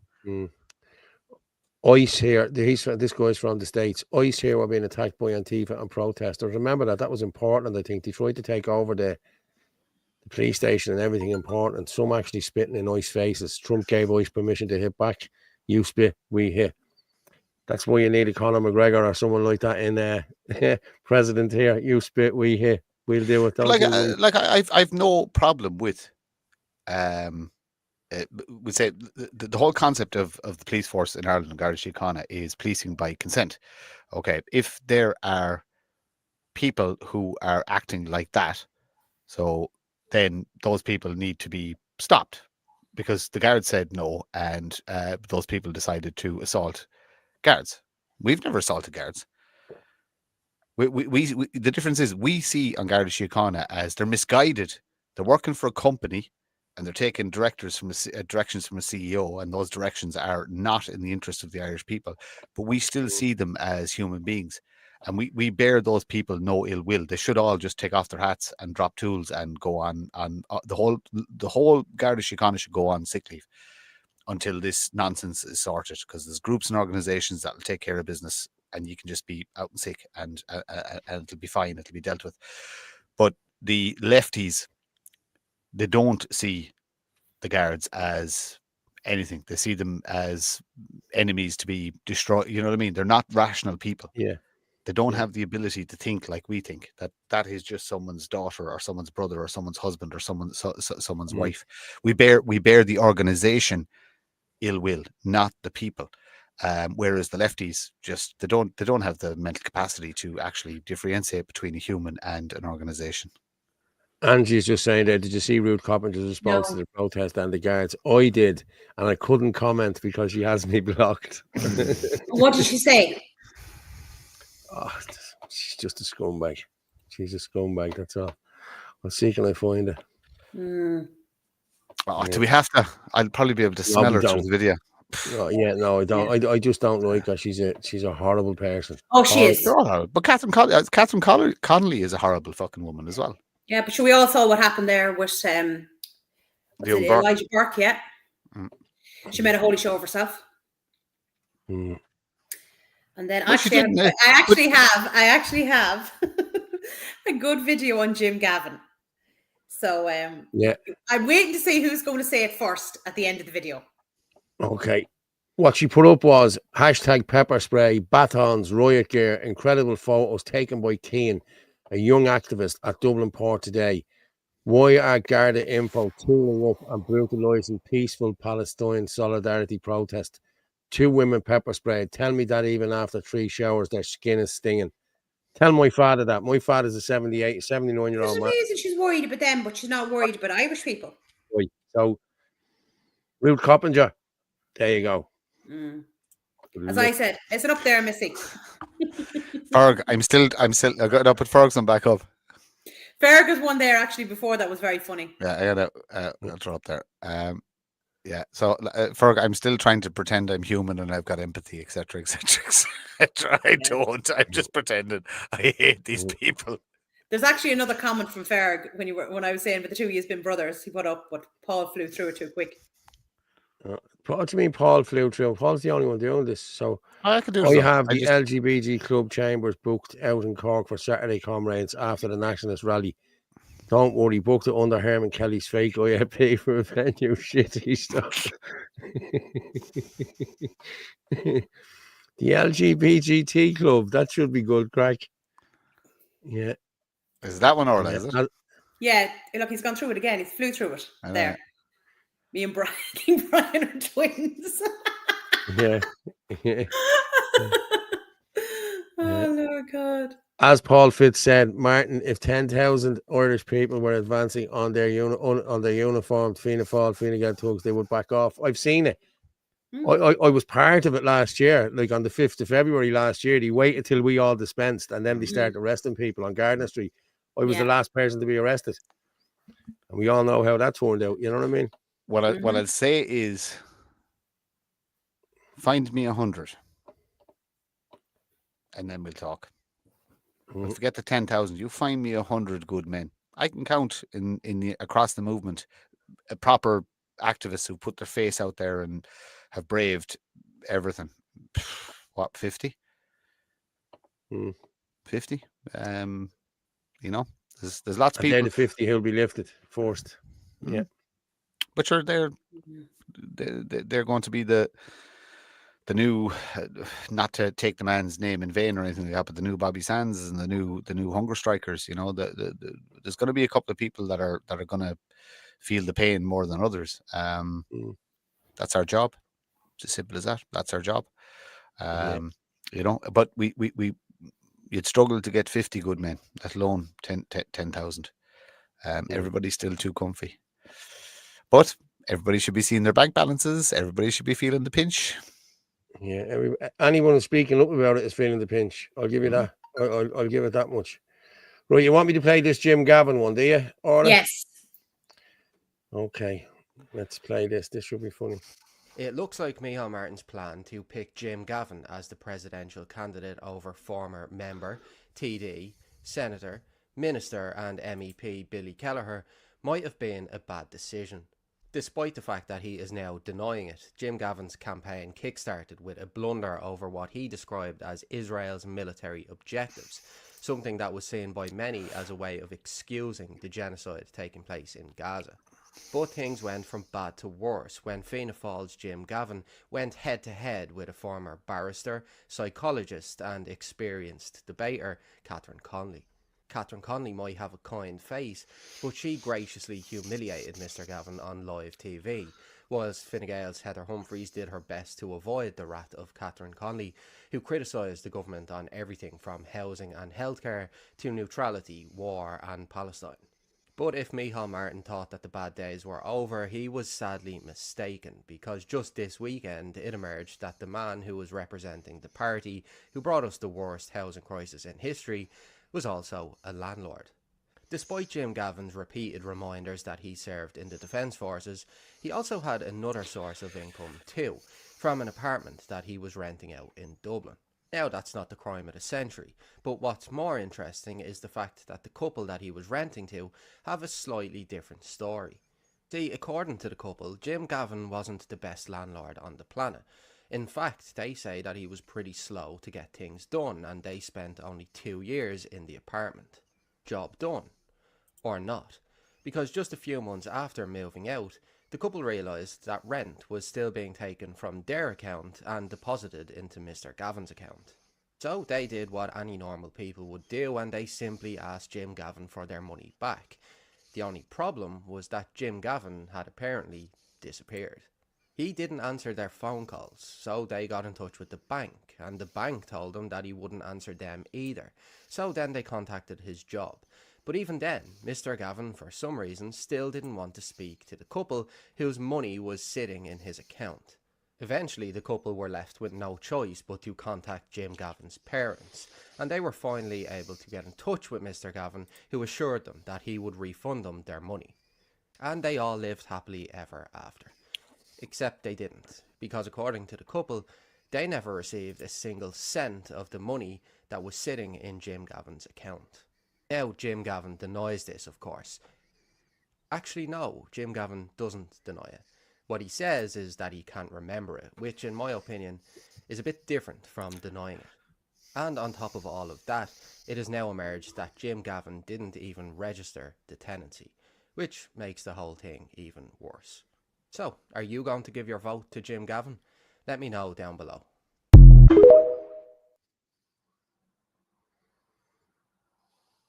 It was just resting in my bank account, Father. That's the first. I actually commented under him, and I said it was just resting in my account. I thought that is brilliant. Here we have another landlord taking money, not returning it, not registering the tenancy. Like, it's just typical. Do you know? Absolutely typical. Like, this is what we said. It's so important for people to go out and spoil their vote. Look at what candidates we are being given. Like, Cal actually did a video earlier on. It was very good. And a comment was made about how, oh, well, the president doesn't really have much of a role. But yes, he does. He signs off on documents. And as Cal was pointing out, bear in mind, the president signed off on all the COVID shots and the lockdowns and all that sort of stuff as well. So they are relevant in what they sign off on. So it's not just like, oh, well, president's not that important. In certain aspects, yes, they are important. We've got two stooges and a communist who all are for open borders, have no problem with the trans agenda. And as Heather Humphreys stated when she was talking about how she's a little Yorkie, well, I have a little Yorkie, but I can't despise fox hunting, right? When she was asked about, what she thought of animal abuse. She's another one that got a man out of court on horrendous acts of animal abuse. While all this was going on, he wasn't supposed to have any animals in his care. He was also claiming the single payment from the farm subsidy. And this was all going on. And she covered all that over. Do you know what I mean? And she wants to be president as well. Like, it's just, they're going from bad to worse to worse to worse. And then they wouldn't let Maria Steen in. I wouldn't worry about Humphreys or Gavin. Catherine Connolly's a shoe-in with the full supporting of the left. Oh, yeah, and Sinn Féin and all that. Yeah, I know that. Yeah, so the only question will be, what will the percentage of spoiled votes be versus the actual votes that she gets? Listen, we're in for, you have to remember, we're in for rough years. remember Sinn Féin only blocked the hate speech laws because they didn't think they went far enough. Mm-hmm. That's the only reason they didn't block them. We are getting censored as soon as Connolly is crowned Queen Communist. Yeah, the stuff. I mean, the president does sign off on certain things. Yeah, the stuff that's going to be pushed through. Yeah. And also, I'm going to say though, Sinn Féin, you're a big share of fucking drug dealers, and I hate drug dealers. I hate drugs. I hate. I'm actually going to play Cal's video. Okay, let's just share the screen.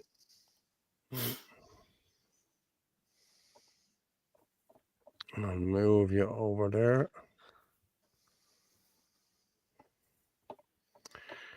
Now, let's hear what he has to say. Sean O'Riordan here from Anyone But the Irish. Watch this video. One of the more important elections that's coming up in the next couple of weeks on 24th of October. While on one level, it's for a role that has no relevance. On the other hand, it's a chance and an opportunity for the people of Ireland to stand. So Malachy Steenson has just said there that the presidency role has no real relevance. So why are you bringing people into town to spoil the vote? So to look good, is it for your ego? Hi, I'm Malachy. I organised this. Is that what that's about? Do you forget that Michael D. Higgins, the president, signed off on the COVID vaccination certificate? That meant that you and everybody else in the country had to get them. You know what? Go to a pub, have a shit, to fart, to go on holidays, to see their loved ones. And now deaths are up and over 25,000. It's totally irrelevant that the president signed off on that, or may sign off on other legislation that these corrupt bastards who are owned by Europe may bring through, especially when you see what's going to happen with this climate change and this digital ID bollocks. You think that's not relevant?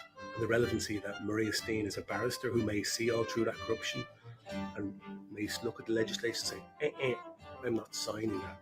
I think that's the reason Conor McGregor wanted in there, because he can see what's coming down the line. And we can see what's coming down the line.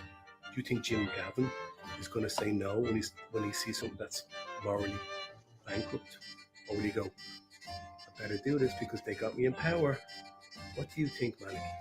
Do you think that's redundant? Do you think that role is redundant? I don't think so. So what are you doing? Why are you bringing people into town to walk up and down with their flags to spoil the vote and then say, it doesn't really matter because the presidency is not going to be worth a rank? That's all that, Bill. Anyway, said my piece here. Knows what we won? Anyone but the Irish.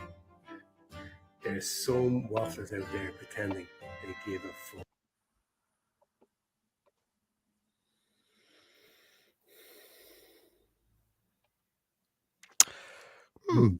Are important people with large voices finally copping on to what Steenson is? Well, someone said it to me today. Everyone, it was just to put it in a group chat I was in, everyone slagging off Malachy, and Malachy slags off no one. I've never heard Malachy slagging off anyone. But what people don't know is Malachy gets a scumbag, his little henchman, to do the dirty work, like, you know what I mean? And his hands are kept clean. So that's all I'll say on the matter. He knows what he did on me, and I won't forgive them for it. And the march yesterday was a direct. It was directly down to him, and people are seeing through what's going on here now. You know what I mean? People have seen through it. You look at all the big names now. Nobody was there yesterday. Nobody. Numbers were poor. Very the poor. Numbers were poor. It go was from called, 15,000 the week before Cork, which shouldn't have been done. Cork is going Cork was well advertised beforehand. Cork is going to be fantastic. I hope so, because they put a lot of work into it. So it I is hope going so. to be fantastic, and the people behind it. The question should be asked about some of these people: how many protests do you see them at that they are not involved in, or that they are not speaking at? No, none. They don't even promote them. They don't even promote them. The only reason why he promoted the women and the man outside the thing was because he was on a stage yesterday with somebody who was promoting them. That's the only reason why he promoted them. I know for a fact that he was asked several times, and I mean several times, to help them out. Well, listen, I'm not going to shit on anyone. I don't care anymore. You know what I mean? They know what they've done. Just let them off now. Exactly. Let them have We've their said it. growing hair and or whatever. I don't really care. You know what I mean? You shouldn't have to be asked several times. The rest of us were meaningless asked now to me. once. Are they all wild gooses? Are they all wild geese now? Yeah. Well, I'm going to be honest. Gooses. No, gooses. We can't call them geese. The gooses Wild are going to be gooses. cooked. Yeah. I'm telling you now. Are Lads, they all I'm going to wild move gooses? on here now because we have over 1,100 watching now, and I Right. want to play Ferg's video. Okay. I want to. It's 6 minutes long, and listen, listen. You know the story with Yeah, it's Ferg. fair. I'm going to make myself a cup of coffee, so I'm going to play this. Mhm. And yes, You can. I'll come up and help you. Well, if you go need on, it. I'll try then. My name's Fergus Power. For those who don't know me, I've been on the streets for the last 5 years. I started off outside Mountjoy Jail every day for Enoch Book. You probably know the teacher that they locked up for not using pronouns. Basically started off there on my own. And after about 3 or 4 days, more people started joining me. I just made a homemade board, I stand with Enoch. And I kept his plight in the public domain to let people know he was locked up in there. After that, we've been up and down the length and breadth of the country because of the mass illegal immigration. They've shown support to different communities all around the country. My own community in Ballybrack, we stood up and we actually stopped it happening. We stopped 60 unvetted criminals, foreign criminals being planted in our village. Thanks very much.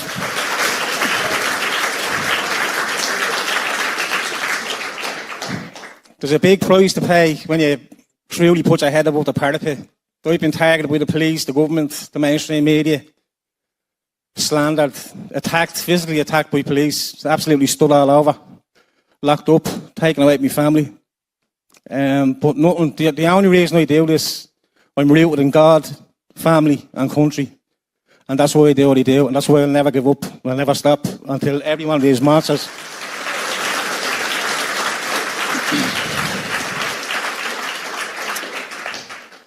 this board, for those who don't know that little girl's name, it's Ava O'Brien. Her father's here today, Martin, to support me.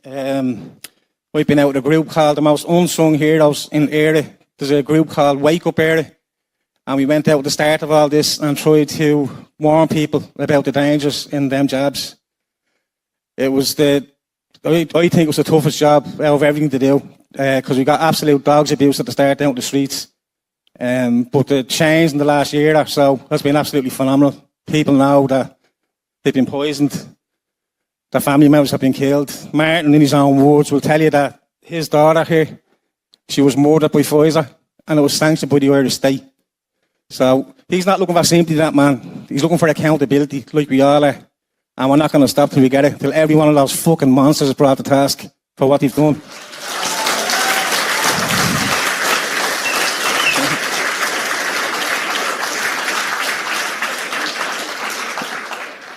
There's no other story that has deeply affected me emotionally than this girl here. When Martin came down, we were doing an information drop outside the Pfizer HQ in Ringsend, and Martin came down one day, and I don't know how the man was standing, telling me the story, what happened to his little girl. She was absolutely fit and healthy, not a bother on her, a phenomenal Irish dancer, an artist, just loved by everyone that knew her. She was coerced by her school, bullied into taking that job. She's the last one in her school to get it. Unfortunately, she did take it. And not long after, she got really, really sick. Turbo cancer. She had a 2.2 kilo tumour removed off her ovary. She was gone within 9 months. At 14 years of age, it was her anniversary last Wednesday. She was 3 years gone. An absolute disgrace. Like, there wasn't a bother on that girl. And it's after leaving the family absolutely fucking devastated and drowning in grief. And every one of these monsters, I'm not joking, that's my mission. I thank God that He chose me for this battle. I've been out on the streets fighting them all at every angle, everything you can think of, the mass legal immigration, the jobs, the absolute filth that they were trying to put into school curriculums. So we've been fighting the last few years, but my whole thing is that it's impossible to be someone that'll never give up, and there's not an ounce of quitting me, not an ounce of it. We've been absolutely battered by police. In my own village one day was the target of political policing. Superintendent Fergal Harrington on the day asked me to move across the road, which I was the only one was going. And he said he didn't think I had a body cam on me and I have it recorded. He said to me, I'd be only too happy to arrest you. Standing there with a flag, I went everywhere with my tricolour. I absolutely adore this country and there's nothing I won't do for it to save it. But yeah, I got absolutely manhandled, slammed to the concrete. I was stood all over. One guard had his knee, full weight of his knee on my neck, in my face. I have an issue with my spine that only got realised in later life. And when there's about 7 of them on me. And when I shouted to him, man, when you got up my back, I have a problem with my back. He actually dug his knee in as hard as he could into my spine. And I haven't been right since. But they were up there the next night. The next night I made my business to go up there and face all them and show them I am never fucking backing down. Never. There's not a thing in this world that made me back down. Everything that I do is... Thank you.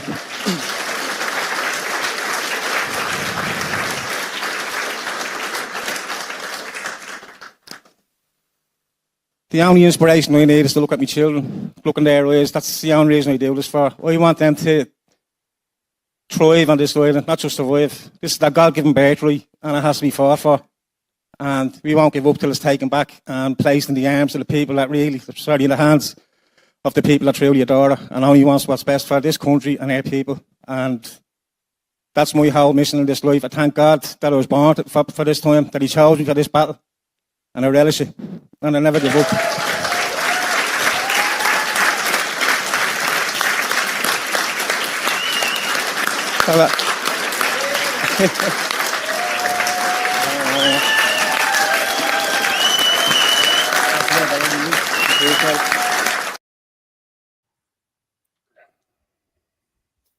Where's the other fella? Oh, there he's back. I'm back. Yeah. It was brilliant, I have to say. Fair play to you, Ferg. Good man. And yes, someone was asking, is that the Ferg that's in the comments? That is the Ferg. There's only one Ferg, and I'm glad to say he's a friend of mine. I trust him wholeheartedly. So, yeah. There's a reason why there wasn't that many at the protest yesterday. Okay? That's all I'll say. People can see through what's going on. Between dossiers being drawn up on people and bullshit like that, that's not how you do things. Sorry. So I'm willing to sit down with anyone, but I'm not willing to sit down with them. Sorry. Do you know what? At this stage now, no, we need to draw our lines and just say we know who the good people are. We know who the bad people are. The good people aren't always going to agree, and you'll get a little bit of bickering and this, that, and the other. But they're not bad people. You know, it's always sorted with a handshake or a chat or something like that. But the bad people, some would say ignore them. I'd be no, out them all publicly. Put it out there. Share the information you have on the bad people with the people in the know, because there's some guys out there you just shouldn't work with. Yeah. Joshy Peel is putting in the comments there something about said Sinn Féin are drug dealers. Listen, Sinn Féin and far left republicanism is inherently linked with drug dealing. Simple as that. Yeah, it is. But yeah, again, fair play to Ferg. I'm gonna clap on there. Fair play to you, mate. You do everything. He's great. Do you know he's a great speaker? He's the same as Gavin. It's just speaking from the heart. Yeah. Just straight out. Yeah. Very good. Yeah. Oh. Do you want to play Shea Bowes? It's just amazing when you see what goes on in Brussels. It's just going on all over the world when you look at governments. Hang on, my phone is ringing. I'm going to just come off for a second, right? Used to yap there yourselves. Can you send me the I video, will. Orla, on WhatsApp? You'll get it up, Martin, will you? No. I keep having the term. I got 1 second, just in case. I'm having terrible glitches tonight. Right. Yeah, look what I'm on, people. Look, water. You know what? I like a Sunday night pint. Anyway, I sent it over there to you. Hola, Chibos. Okay, so I want to. I really hung the screen way too high. pull this down here.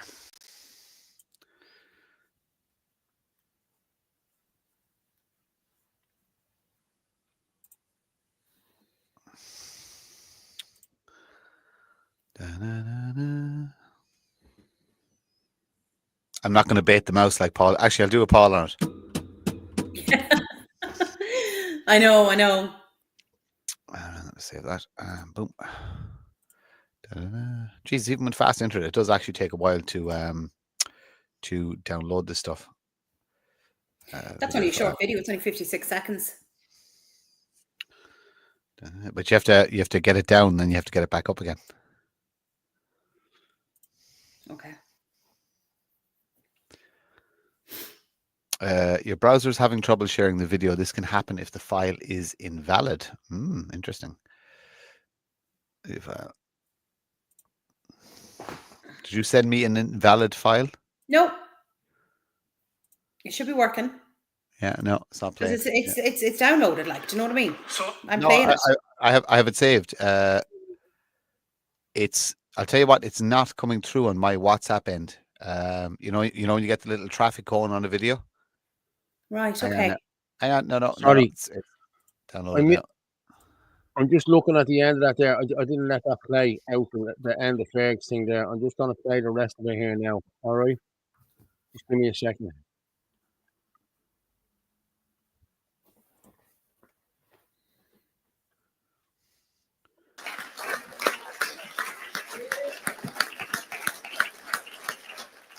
Just one more thing, lads.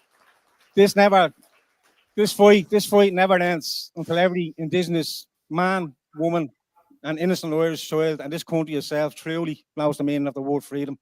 All right. God bless everyone here. Thank you. Good stuff, Ferg. Fair play to you, Ferg. Fair play. No, I just looking at it there, and the end is still. I thought, well, how come I missed the end there? You know, so that was the end of it. Fair play. So as we've seen in the less. Oh, it just went there. Sorry. Yeah, it's Shea Bolton. I'll just put this to one side and I'll play that. I have it here. I have it in the media assets. It's up. It's up there. already. Look. Yeah. Well. Okay. Look, Paul. You just let me get it up once this show, please. Okay, go ahead. You get it up. Orla, will you just give a lead into this again there, please? It still won't be enough. Trust me.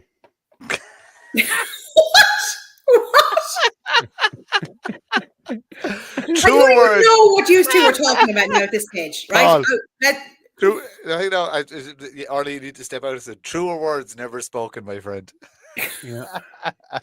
God, men, like brilliant. it's only a video. Calm down. As long as it's played. I actually like Shea Bowles. He's great. He's he's very good. Yeah, I thought this. Someone just saying Jim Gavin has announced he is withdrawing from the presidential. No way. Is that? You look into that now in a minute. Go. So as we've seen in the less savoury parts of town, Brussels and Belgium has a lot of problems. Immigration, crime, huge problems with addiction, suicide, and guess what? There's another side of the coin.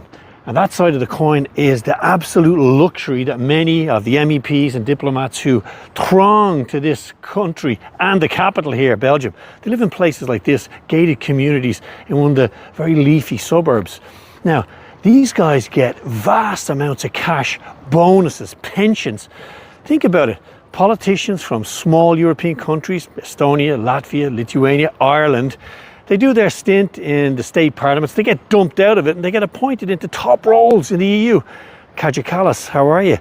And they also end up with these beautiful apartments, nice G-Wagon. But you'd think they'd actually clean up their streets, right?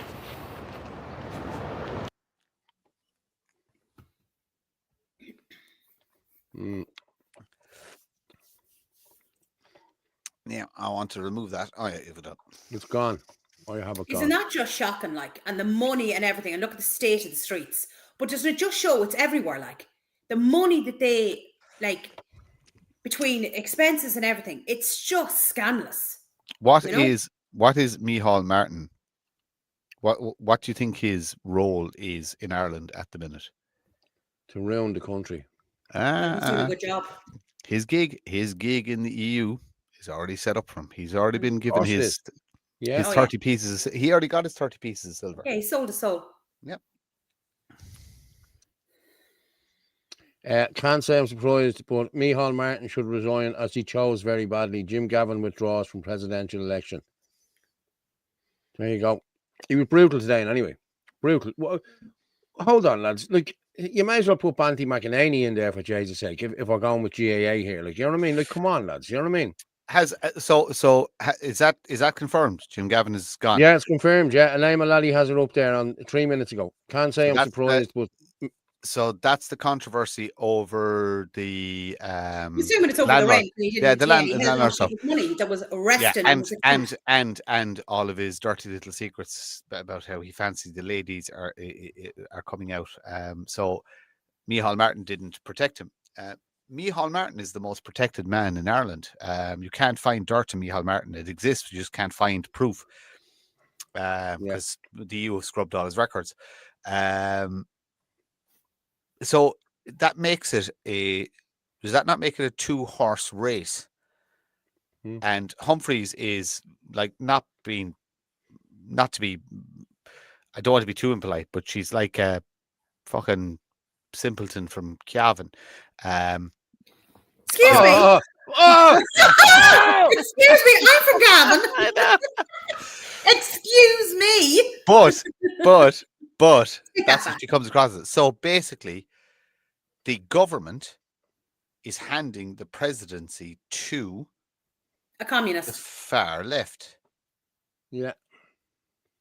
So whatever the government that they're controlled by the EU, whatever the government is planning to pass law-wise, they need the most extreme left person sitting to sign off on the policy, which they will have. Guys, digital ID, you're getting it.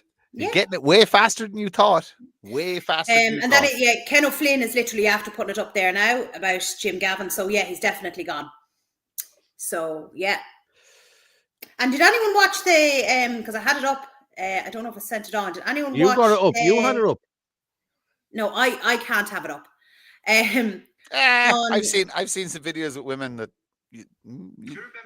No, that's right, different Martin, types. They're not real women, Martin. Do me and you need to have? Joshy Peel is asking there. Female bodybuilders. Joshy Peel is asking there. Yeah, Joshy Peel is asking. Paul Fitz, I am asking you to address Martin's comments on all Sinn Féin are drug dealers. Just not on. Very annoyed here. I addressed it like two minutes ago. And if you chose not to listen, that's your fault. Watch it back. Okay. Also, in the words of Elon Musk, go fuck yourself. You don't care whose feelings you hurt. Okay. No, not tonight. Not tonight. Too many death threats today. She wants another gender added, for fuck's sake. Loony lefties. Yes, they all do, yeah. Death threats today, Martin, was it? Yeah, there was actually, I bet they were actually quite sinister. Yeah. I'll give him credit. Yeah, you could stick that in the trailer of a good fucking psychological thriller or horror movie or something like that. But, look, you get them. Nonsense people. There you go. Or a cabin man asked his wife to put her jacket on. He was going for a point. The wife asked, "So am I going to?" He said, "No, I'm turning off the heat." Oh, thanks, Barry. Haven't heard that one before. I've never heard that one before. It's brilliant. I've heard it. He's never run out of cabin jokes, honest to God. Oh, I like that, Chris. Thanks. What was that? Go back to Chris Martin. It's very apt for my personality. Very true, Chris. See, we just don't listen to Martin anymore. We just tune out. Yeah. I'm looking through Michael McCarthy's things here because it was a brilliant video he had up from Keir Starmer, pretty much saying. Did you send it on to me? I'm looking for it. Okay. Hold on. I'm looking. Okay, I want to go with this Agenda 2030 thing, right? Okay, it's 5 minutes long. We're going to go with this and come back and play, right? Go on, talk to you. This is a plan that was agreed to by 179 nations. It's called the Agenda for the 21st Century.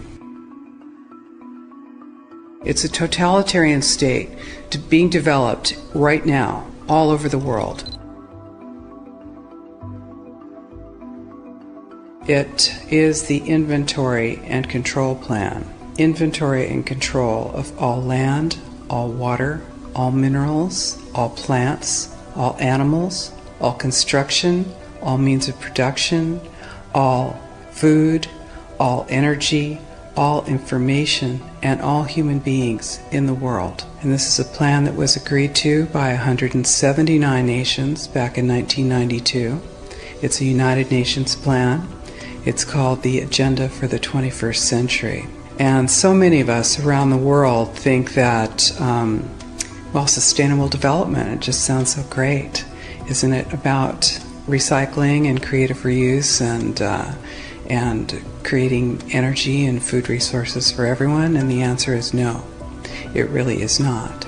It's about moving populations into city centers, concentrated city centers, and clearing them out of the rural areas.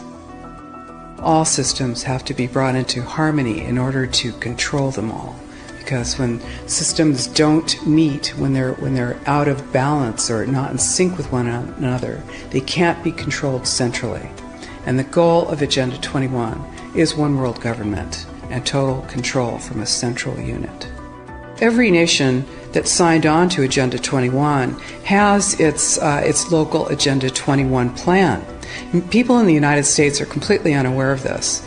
If I go out and talk about this, the United States press attacks me and calls me, which is totally ridiculous. It is but it's not a theory. It's a fact.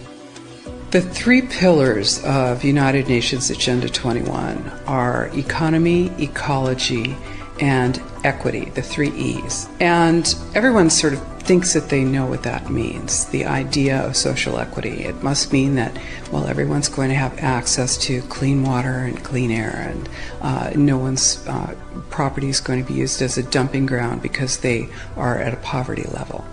But really what social equity is about impoverishing huge portions of the population and bringing down the developed nations.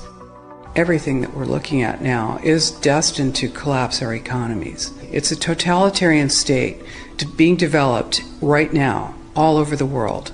And what major corporations want in this development is to be able to have full movement of workers without borders or boundaries, to be able to move their goods through without regulations, and to reduce wages. And so this is the goal. So this is what you find with social equity. And of course, economy and ecology is about, these are the 3 circles: economy, ecology, and social equity. And where they meet in the center is balance. But really that balance is a communitarian balance. So it's not balance of well-being of the people. What it is it's a balance for corporations so that they can exploit and control and have populations in an area, in tightly packed, dense areas, so that they can be surveilled and managed.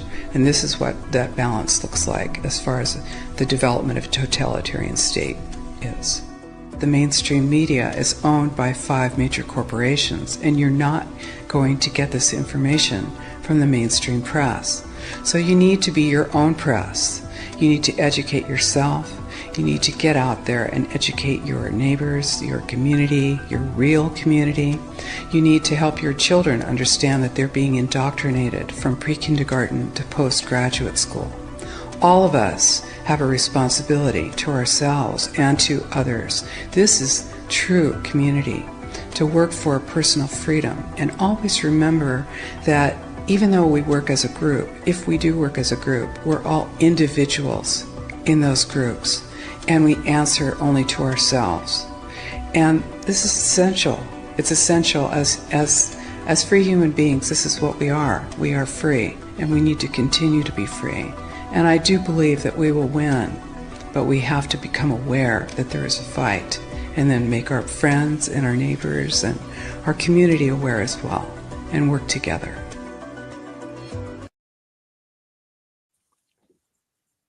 Is that Catherine Austin Fitz, or do you know who did that? Yeah, Or? yeah, I think that that's one of right now. Yeah, yeah. She's fantastic. I got sent a video today. I stuck it into one of the groups. It's 2 years old, but do you remember Melissa Kume they had an organization. It was what's it called? Think Local.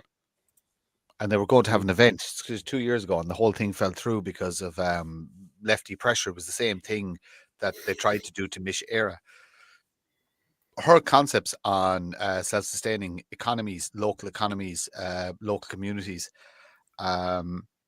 the roadmaps are all there. You need certain levels of skill set. You need engineers, you need doctors, you need nurses, you need people who know how to generate power, you need farmers, you need this, that, and the other. But it is like everybody knows, a couple of hundred people that are able to, can bring a skill set to a community. Every single one of us can get off the grid. Every single one of us. It just takes a little bit of organization, a little bit of hard work, and just step outside the system. We all just go somewhere ourselves. Everybody has skills. Every single person has skills, and you just put those skills to use and you build your own community and just go, you know what? We don't need government. We don't need you for anything. And once we're prosperous, because we're happy and we're breeding and we have big families and we just expand over time. It's as simple as that. It really is as simple as that. But I don't think people realise that. I just went over that video there now. Like, this is coming from Keir Starmer. Like, people need to realise how serious this is going to get if this gets in. Now, it's up at nearly 3 million, the petition in the UK.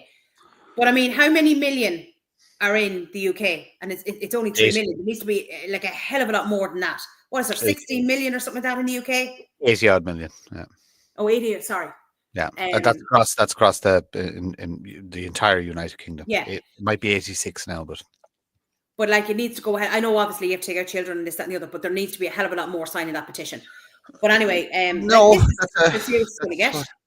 Yeah, so they need 8 million. If they need 10% to warrant any proper change. Yeah, it's all irrelevant. We just need to build. Every single person needs to just drop tools, quit their jobs. But they're actually coming out and saying it. So we only played the video there from the from van der Leyen the other day, and like, she actually comes out with the words "the new world order." Like, she actually says it, and yet that was supposed to be a conspiracy theory. Joshy Peel is not happy with you, Martin. You did not address the issue. I don't care. If you're a grassroots Sinn Féin member, then you shouldn't be. It's as simple as that. If you accept Michelle Twattyhead and Mary Poo as your leaders, and you do nothing about it, and you do nothing about the fact that the ex-Republicans, the sons of the ex-Republicans, are literally just moved into racketeering, prostitution, fucking criminal activities, drug dealing. Like, you should be ashamed of yourself. If you're saying you're still a paid up Sinn Féin member, you should be ashamed of yourself. If you know where to find me. Yeah. Okay, well, there you go. I think if you truly believed in the principles of Sinn Féin, the old enemy is gone. Right, it's gone. It doesn't exist anymore. The British Empire does not exist anymore. We're fighting a completely different enemy. If you still believe in the principles that Sinn Féin were founded upon, I would suggest you join into. That's as close as you're going to get. Stop paying Sinn Féin money. They don't fucking need it. Join into, and if you're a political activist, help Peadar Tóibín build a proper opposition over time. That's what you can do with your time, rather than holding on to. Do you know what? I get the whole soccer thing that, Jizz, I'm a Liverpool supporter, I'm a Celtic supporter, or I'm a Man U, whatever. I understand that concept. I threw away my teams a long time ago. I have no team, bar the right one. And my moral compass is pretty okay, so I know what the right team is. Sinn Féin are traitors, simple as. Yeah, it's as simple as that. And unless you're willing to literally take out the top 20, it's 28 of them, and if you count the back room in Belfast, you're talking 40 people to take out there. Then you're of no use. Stop paying your subscription. Join into, if that's what you believe in. If you are still truly a Republican, join into. And I'm just going to ask you, Josh, do you not know? Do you not know any Sinn Féin drug dealers? No, you don't know any of them. Because I could probably name 3 or 4 for you, off the top of my head. So the answer there is you are full of shit, Murph. Yeah. Okay. No problem. My dad wants sorry, all I his was, family to sell yeah, a we house were and buy there, a yeah. compound together and live like the Amish. My dad is always right. We are all going for it. You're right Yeah, too, Irish Mammy. Well 100%.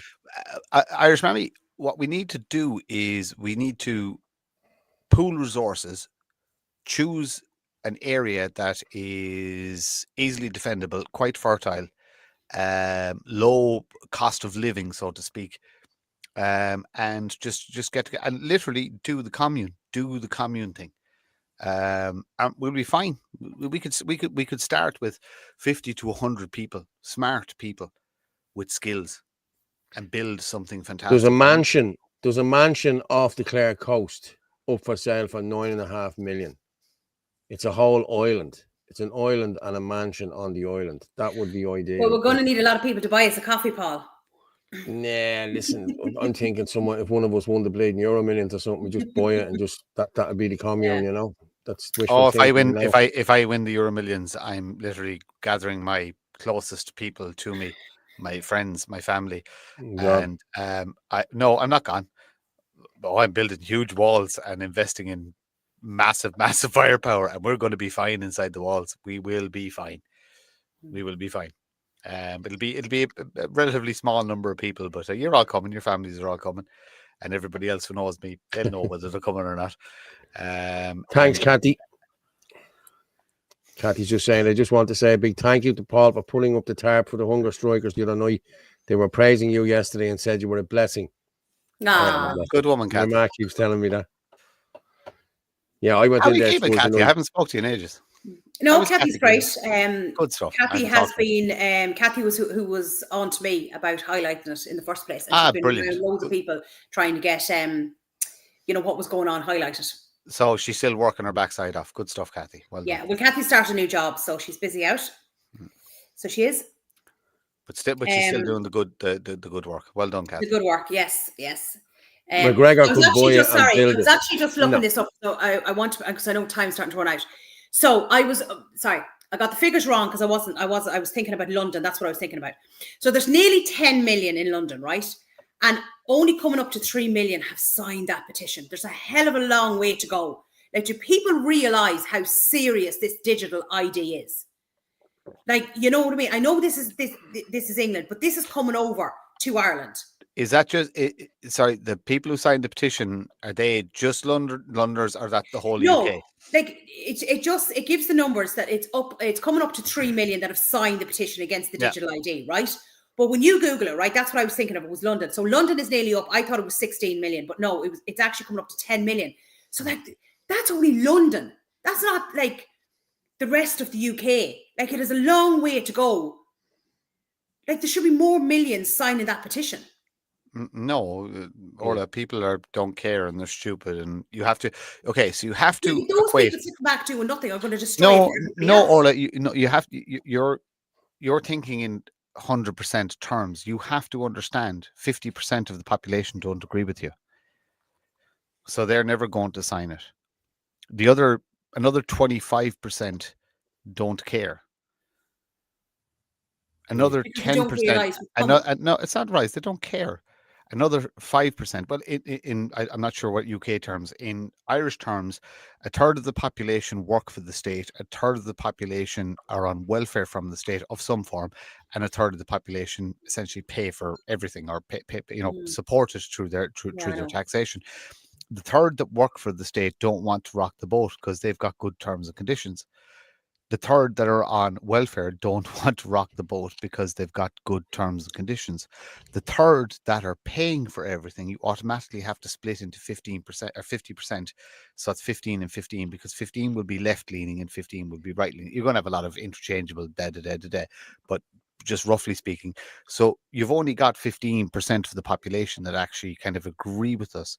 And outside of that 15%, you probably have maybe 2 to 3% that are brave enough to say it out loud. That's the reality of the world you're living in. Yeah, but we're not, like, the UK isn't even up to anything like those figures. They're actually doing fantastic. 3 million out of them, they're well above the 2 to 3% mark. Well, I thought there'd be far more. No, how serious it is. No, that's they're doing really, really good.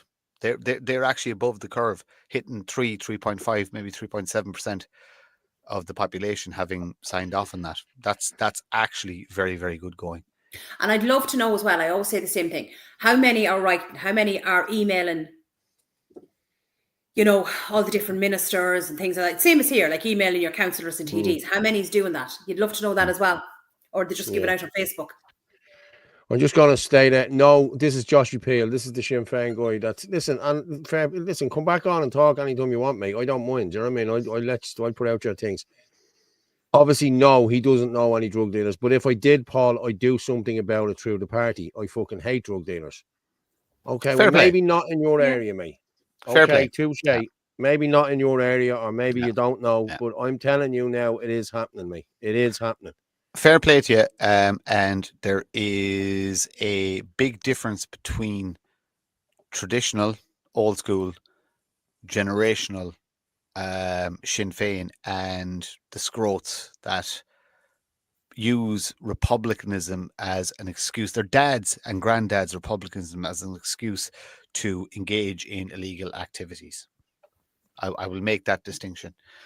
But look, Shinners, you're either a scumbag Shinner or you're a traitor Shinner. There ain't much in between. You know, anybody who was good got out. I still don't understand why more members, more ex-Shinners aren't flocking to Aintu, because it's clean politics and it's actually. And as Chris McCormick says there, you could be forgiven for voting Sinn Féin 2 cycles back, but to stand behind that banner in 2024. Absolutely.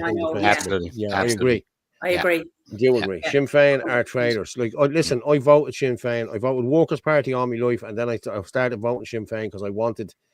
We wanted change because we did could you see vote Workers' Party? Oh my God! Years ago, yeah, I did. Oh, I didn't know that about you. Oh my God! No. Saying that, who's worse? Who's worse? I voted Fianna Fáil for fucking years. Who did? Hey, hang on. Who did more harm to the country? Fucking me. Yeah.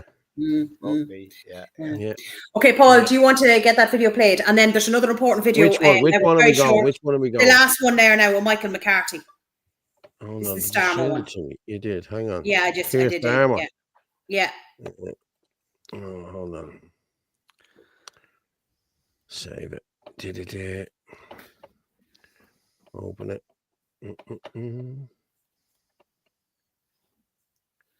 See this Keir Starmer? I can't bleed. Yeah, I know. But look, he's saying the words. I'll tell you, he himself and Catherine Connolly are going to get on like a house in the fire. Both fucking communist card carrying fucking commies. Yeah. Let me move this over. Let's go. And that is why today I am announcing this government will make a new free of charge digital ID mandatory for the right to work by the end of this parliament. We spell that out. You will not be able to work in the United Kingdom if you do not have digital ID. It's as simple as that. You will not be able to work in the UK if you do not get digital ID. That's why he said the state of the UK. People must remember the power is in the people. It always is. The only way this works is through compliance. If there's mass non-compliance with this, it doesn't matter if he says you won't be able to work. They'll have to let you work. Because if you have 50, 60, 70% of the population not going along with it, what are they going to do? Shut down all the hospitals, shut down all the businesses? It's impossible. They'll be forced to let people go to work, whether they like it or not. Only way these things work is if there's compliance, if there's mass compliance, if people go along with it. If everyone just said, no, I'm not doing it, well, then it doesn't happen.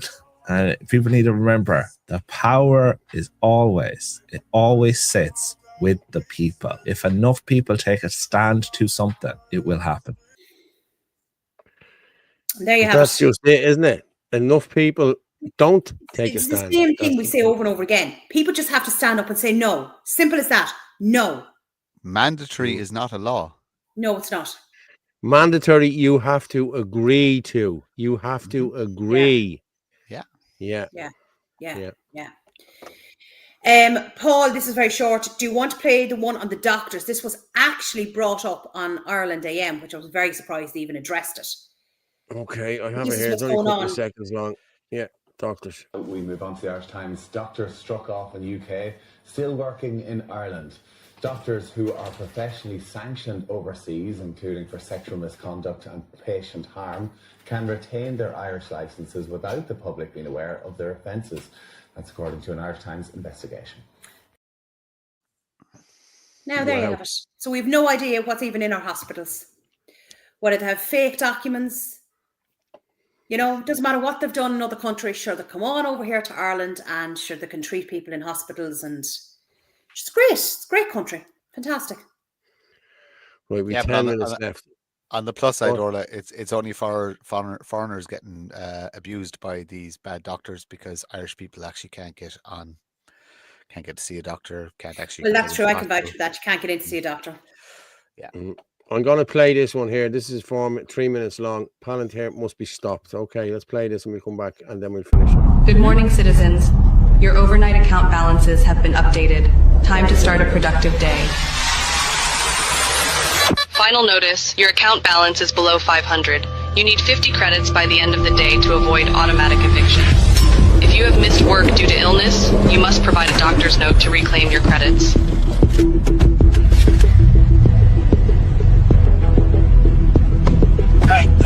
Any extra credits? Please.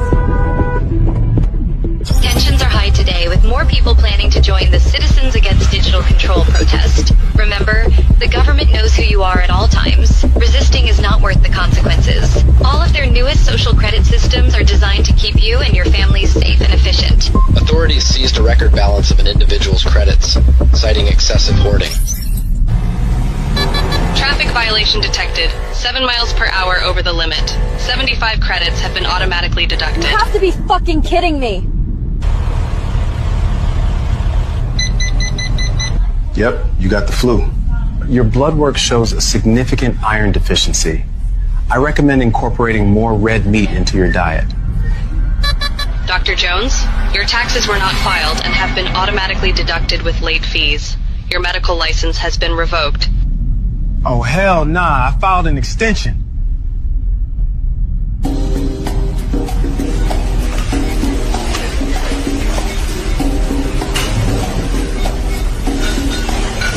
Purchase denied. Monthly red meat allowance exceeded. Try mealworms instead.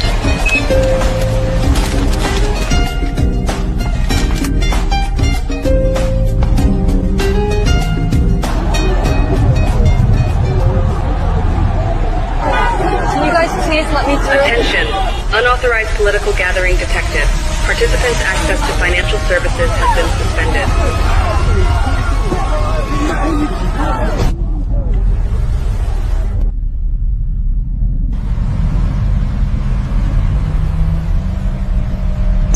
Due to the speeding infraction, your car will be immobilized for 3 days. Fuck you! Take your surveillance policies and rot in hell! You've earned 50 bonus credits for reporting your neighbor's hateful misconduct.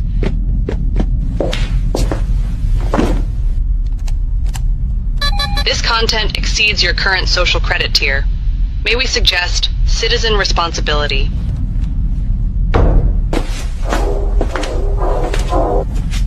Sarah, open the door. You have been identified by the authorities. Don't resist. Don't resist. Don't resist.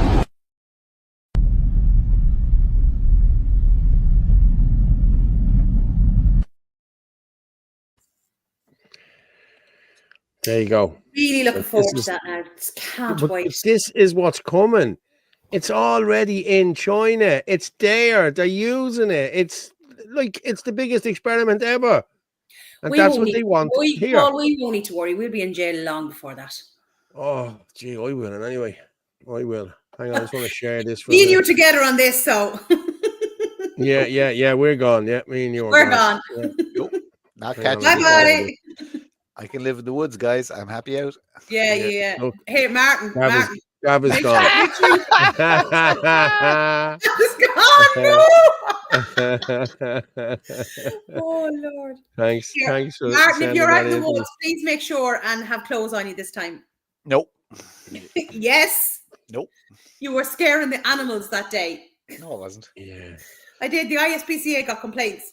Right, I'm going to finish on this one. Right, this is a Muslim man. Okay, this is a Muslim man talking about. Hold on, sorry, as well. I just want to put this up as well. Who sent me that image? Reminder: Cork next Saturday, everybody. Oh yes, this Saturday coming. Yeah. Yes. And there you go. That's a picture of Paul there now. I'm just putting that up there now before we finish. We are all Paul Nolan. Do you remember the other fella said we are all Antifa? Yeah. We are all Paul Nolan. Yes. Stuff. And I'm going to play this one I'm here now. This is the Risen People. Okay, I didn't put the sound on that, so let me do the sound this time. I have it there. It's okay. I have it there. We've been dancing with the devil way too long. I know it's fun, but get ready to pay your dues. Oh God, come back home. This crazy world is filled with liars and abusers. Brilliant. Well done there. Am I back on there? Yeah. Yeah. I'm just looking for the Cork one here. I did have it here last. Yeah, where are we? She's so gonna kill you. Cork. Fair play to Owen. He's been doing fantastic work down in Cork. He has, yes. Yeah, I And heard this great we're just team going down there. to- So I hope there's a good You time. have a good team down there, and please God, we'll get them out. We'll get them all out next week. Let's just share this here. Okay. There it is there. National Protest for Ireland Grand Parade, Cork City, next Saturday, the 11th of October at 1 p.m. Assembly at Monument. Great speakers. Speakers will include Justin Barrett, Barry Stone, Anthony Casey, Aaron Malone, Mary White, and many more. So, lads, yeah, if you can get there next Saturday, please do bring your tricolours with you and help the people of Cork out there, please, because the people of Cork travel all around the country, you know what I mean? And the people of Limerick and everywhere else. Great, great support required, but great speakers. There's a beautiful diversity of opinion and options there. You know what I mean? It's a truly open platform for everybody to sell their wares, unlike other protests, so to speak, where it's one or two people selecting who gets to speak. Yeah. That's Cork is representing true free speech because they're platforming absolutely everybody who has something interesting to say. I might have been sent this video from Ruth Coppinger. Yeah. No, I'm not going to play it. No, I'm not. Oh God, no! I don't want nightmares Don't like tonight. it. We've millions of comments in here. Look, all systems. I love this. I love this. Look. What's this? Go back to it.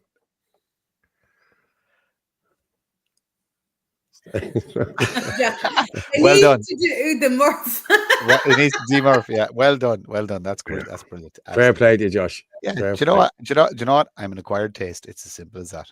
And that he is. Yeah, I have very, very strong opinions on certain things. So I is what I is, so to speak. I make no apologies. They already have us with our phones. Anybody who holds the PPS card, they have chips on them, very visible. Yeah.